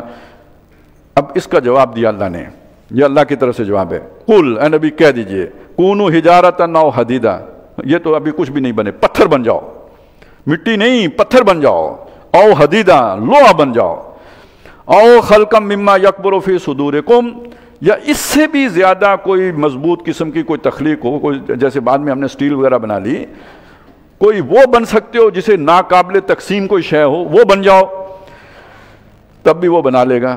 یہ جواب آیا، انہوں نے کہا اچھا چلیں ٹھیک ہے بنا تو لے گا، فَسَيَقُولُونَ مَن يُعِيدُنَا، لیکن یہ کون کرے گا یہ کام؟ اتنا مشکل ٹاسک ہے، مٹی میں رلے ملے لوگ، ان کے اجزاء ڈھونڈنا، ایک ایک کے آدم علیہ السلام سے لے کے آج تک، پھر انہیں جوڑنا، پھر انہیں کھڑا کر دینا، یہ کون کرے گا؟ قُلِ الَّذِي فَطَرَكُمْ أَوَّلَ مَرَّةٍ، یہ صاف عقل کی سطح پہ بات ہو رہی ہے، وہی کرے گا جس نے پہلی مرتبہ کیا تھا، جب اجزاء تھے ہی نہیں تب اس نے کر لیا، تو اب دوبارہ کرنا اس کے لیے کیا مشکل ہوگا؟ کہاں فَسَيُنْغِضُونَ إِلَيْكَ رُؤُوسَهُمْ، اب سر مٹکائیں گے۔ اب ظاہر ہے اپنی وہ جو انٹلیکچوئل لیول ہے اس کی عزت وقار رکھنے کے لیے ماننا پڑے گا، نہ مانے تو معلوم ہے بے وقوف ہیں، اتنی سیدھی بات ان کی سمجھ میں نہیں آ رہی، اب مان تو لیا لیکن تسلیم کیسے کریں؟ لہذا وہ سر تو مٹکائیں گے، ہاں یہ بات تو سمجھ میں آئی ہے، لیکن یہ یقولون متى، کس تاریخ کو ہوگا؟ ٹائم ٹیبل بھی دے دیجئے، روڈ میپ بھی دے دیجئے، وہ بھی بتا دیجئے۔ قل عسى ان يكون قريبا، نبی نے کہے ہو سکتا ہے سر پہ آ چکا ہو، دور نہ ہو، ظاہر جو مرا پھر اس نے آنکھ کھولنی ہے تو ادھر ہی کھولے گا، تو عسى ان يكون قريبا، ہو سکتا ہے کہ قریب ہو۔ یوم یدعوکم، یہ اب ذرا زیادہ جو ہے نا وہ غضب کا انداز ہے، جس دن وہ تمہیں پکارے گا، تم کہتے ہو مٹی ہو جائیں گے، ہڈیاں بھی کھوکھری ہو جائیں گی، جب وہ تمہیں بلائے گا، فَتَسْتَجِيبُونَ بِحَمْدِهِ، تو تم سب اس کی حمد کرتے ہوئے اٹھ کھڑے ہوگے، جواب دو گے اس کی حمد کے ساتھ، وَتَظُنُّونَ، اور جب اٹھو گے تو تم گمان کرو گے، إِن لَبِثْتُمْ إِلَّا قَلِيلًا، کہ تم نہیں رہے تھے مگر بہت تھوڑا رہے تھے۔ آج تمہیں یہ زندگی بہت طویل لگتی ہے، کیریئر بنانا ہے، زندگی میں جو ہے نا کوئی حاصل کر کے جانا ہے، اس زندگی کو با مقصد بنانا ہے، لیکن جب وہاں اٹھو گے تو یہ زندگی دوسری جگہوں پہ آیا ہے، ایسے لگے گا ساعۃ من النہار، دن کی ایک گھڑی تھی جو ہم گزار کے آئے ہیں، کوئی ایک تھوڑا سا وقفہ تھا جو کر کے آئے ہیں، یوں سمجھے وہ گیند نے ٹپا کھایا تھا اور جو پچ پہ اور نکل گئی آگے، اتنی ساری دیر تھی جو ہمیں دنیا میں بسر کرنے کا موقع ملا۔ وَيَقُولُ وَتَظُنُّونَ، اور تم سمجھو گے إِن لَبِثْتُمْ إِلَّا قَلِيلًا، کہ تم دنیا میں نہیں رہے مگر بہت تھوڑا رہے ہو۔ آج جسے تم سمجھتے ہو کل زندگی یہی ہے، اس زندگی کی اصل وقت اس دن تمہارے سامنے آئے گی۔ بارک اللہ لی ولکم فی القرآن العظیم ونفعنی وایاکم بالآیات والذکر الحکیم۔ اب ہم 8 رکعتیں پڑھیں گے اور اس کے بعد چائے کا وقفہ ہوگا اور پھر ہم انشاءاللہ آگے پڑھیں گے۔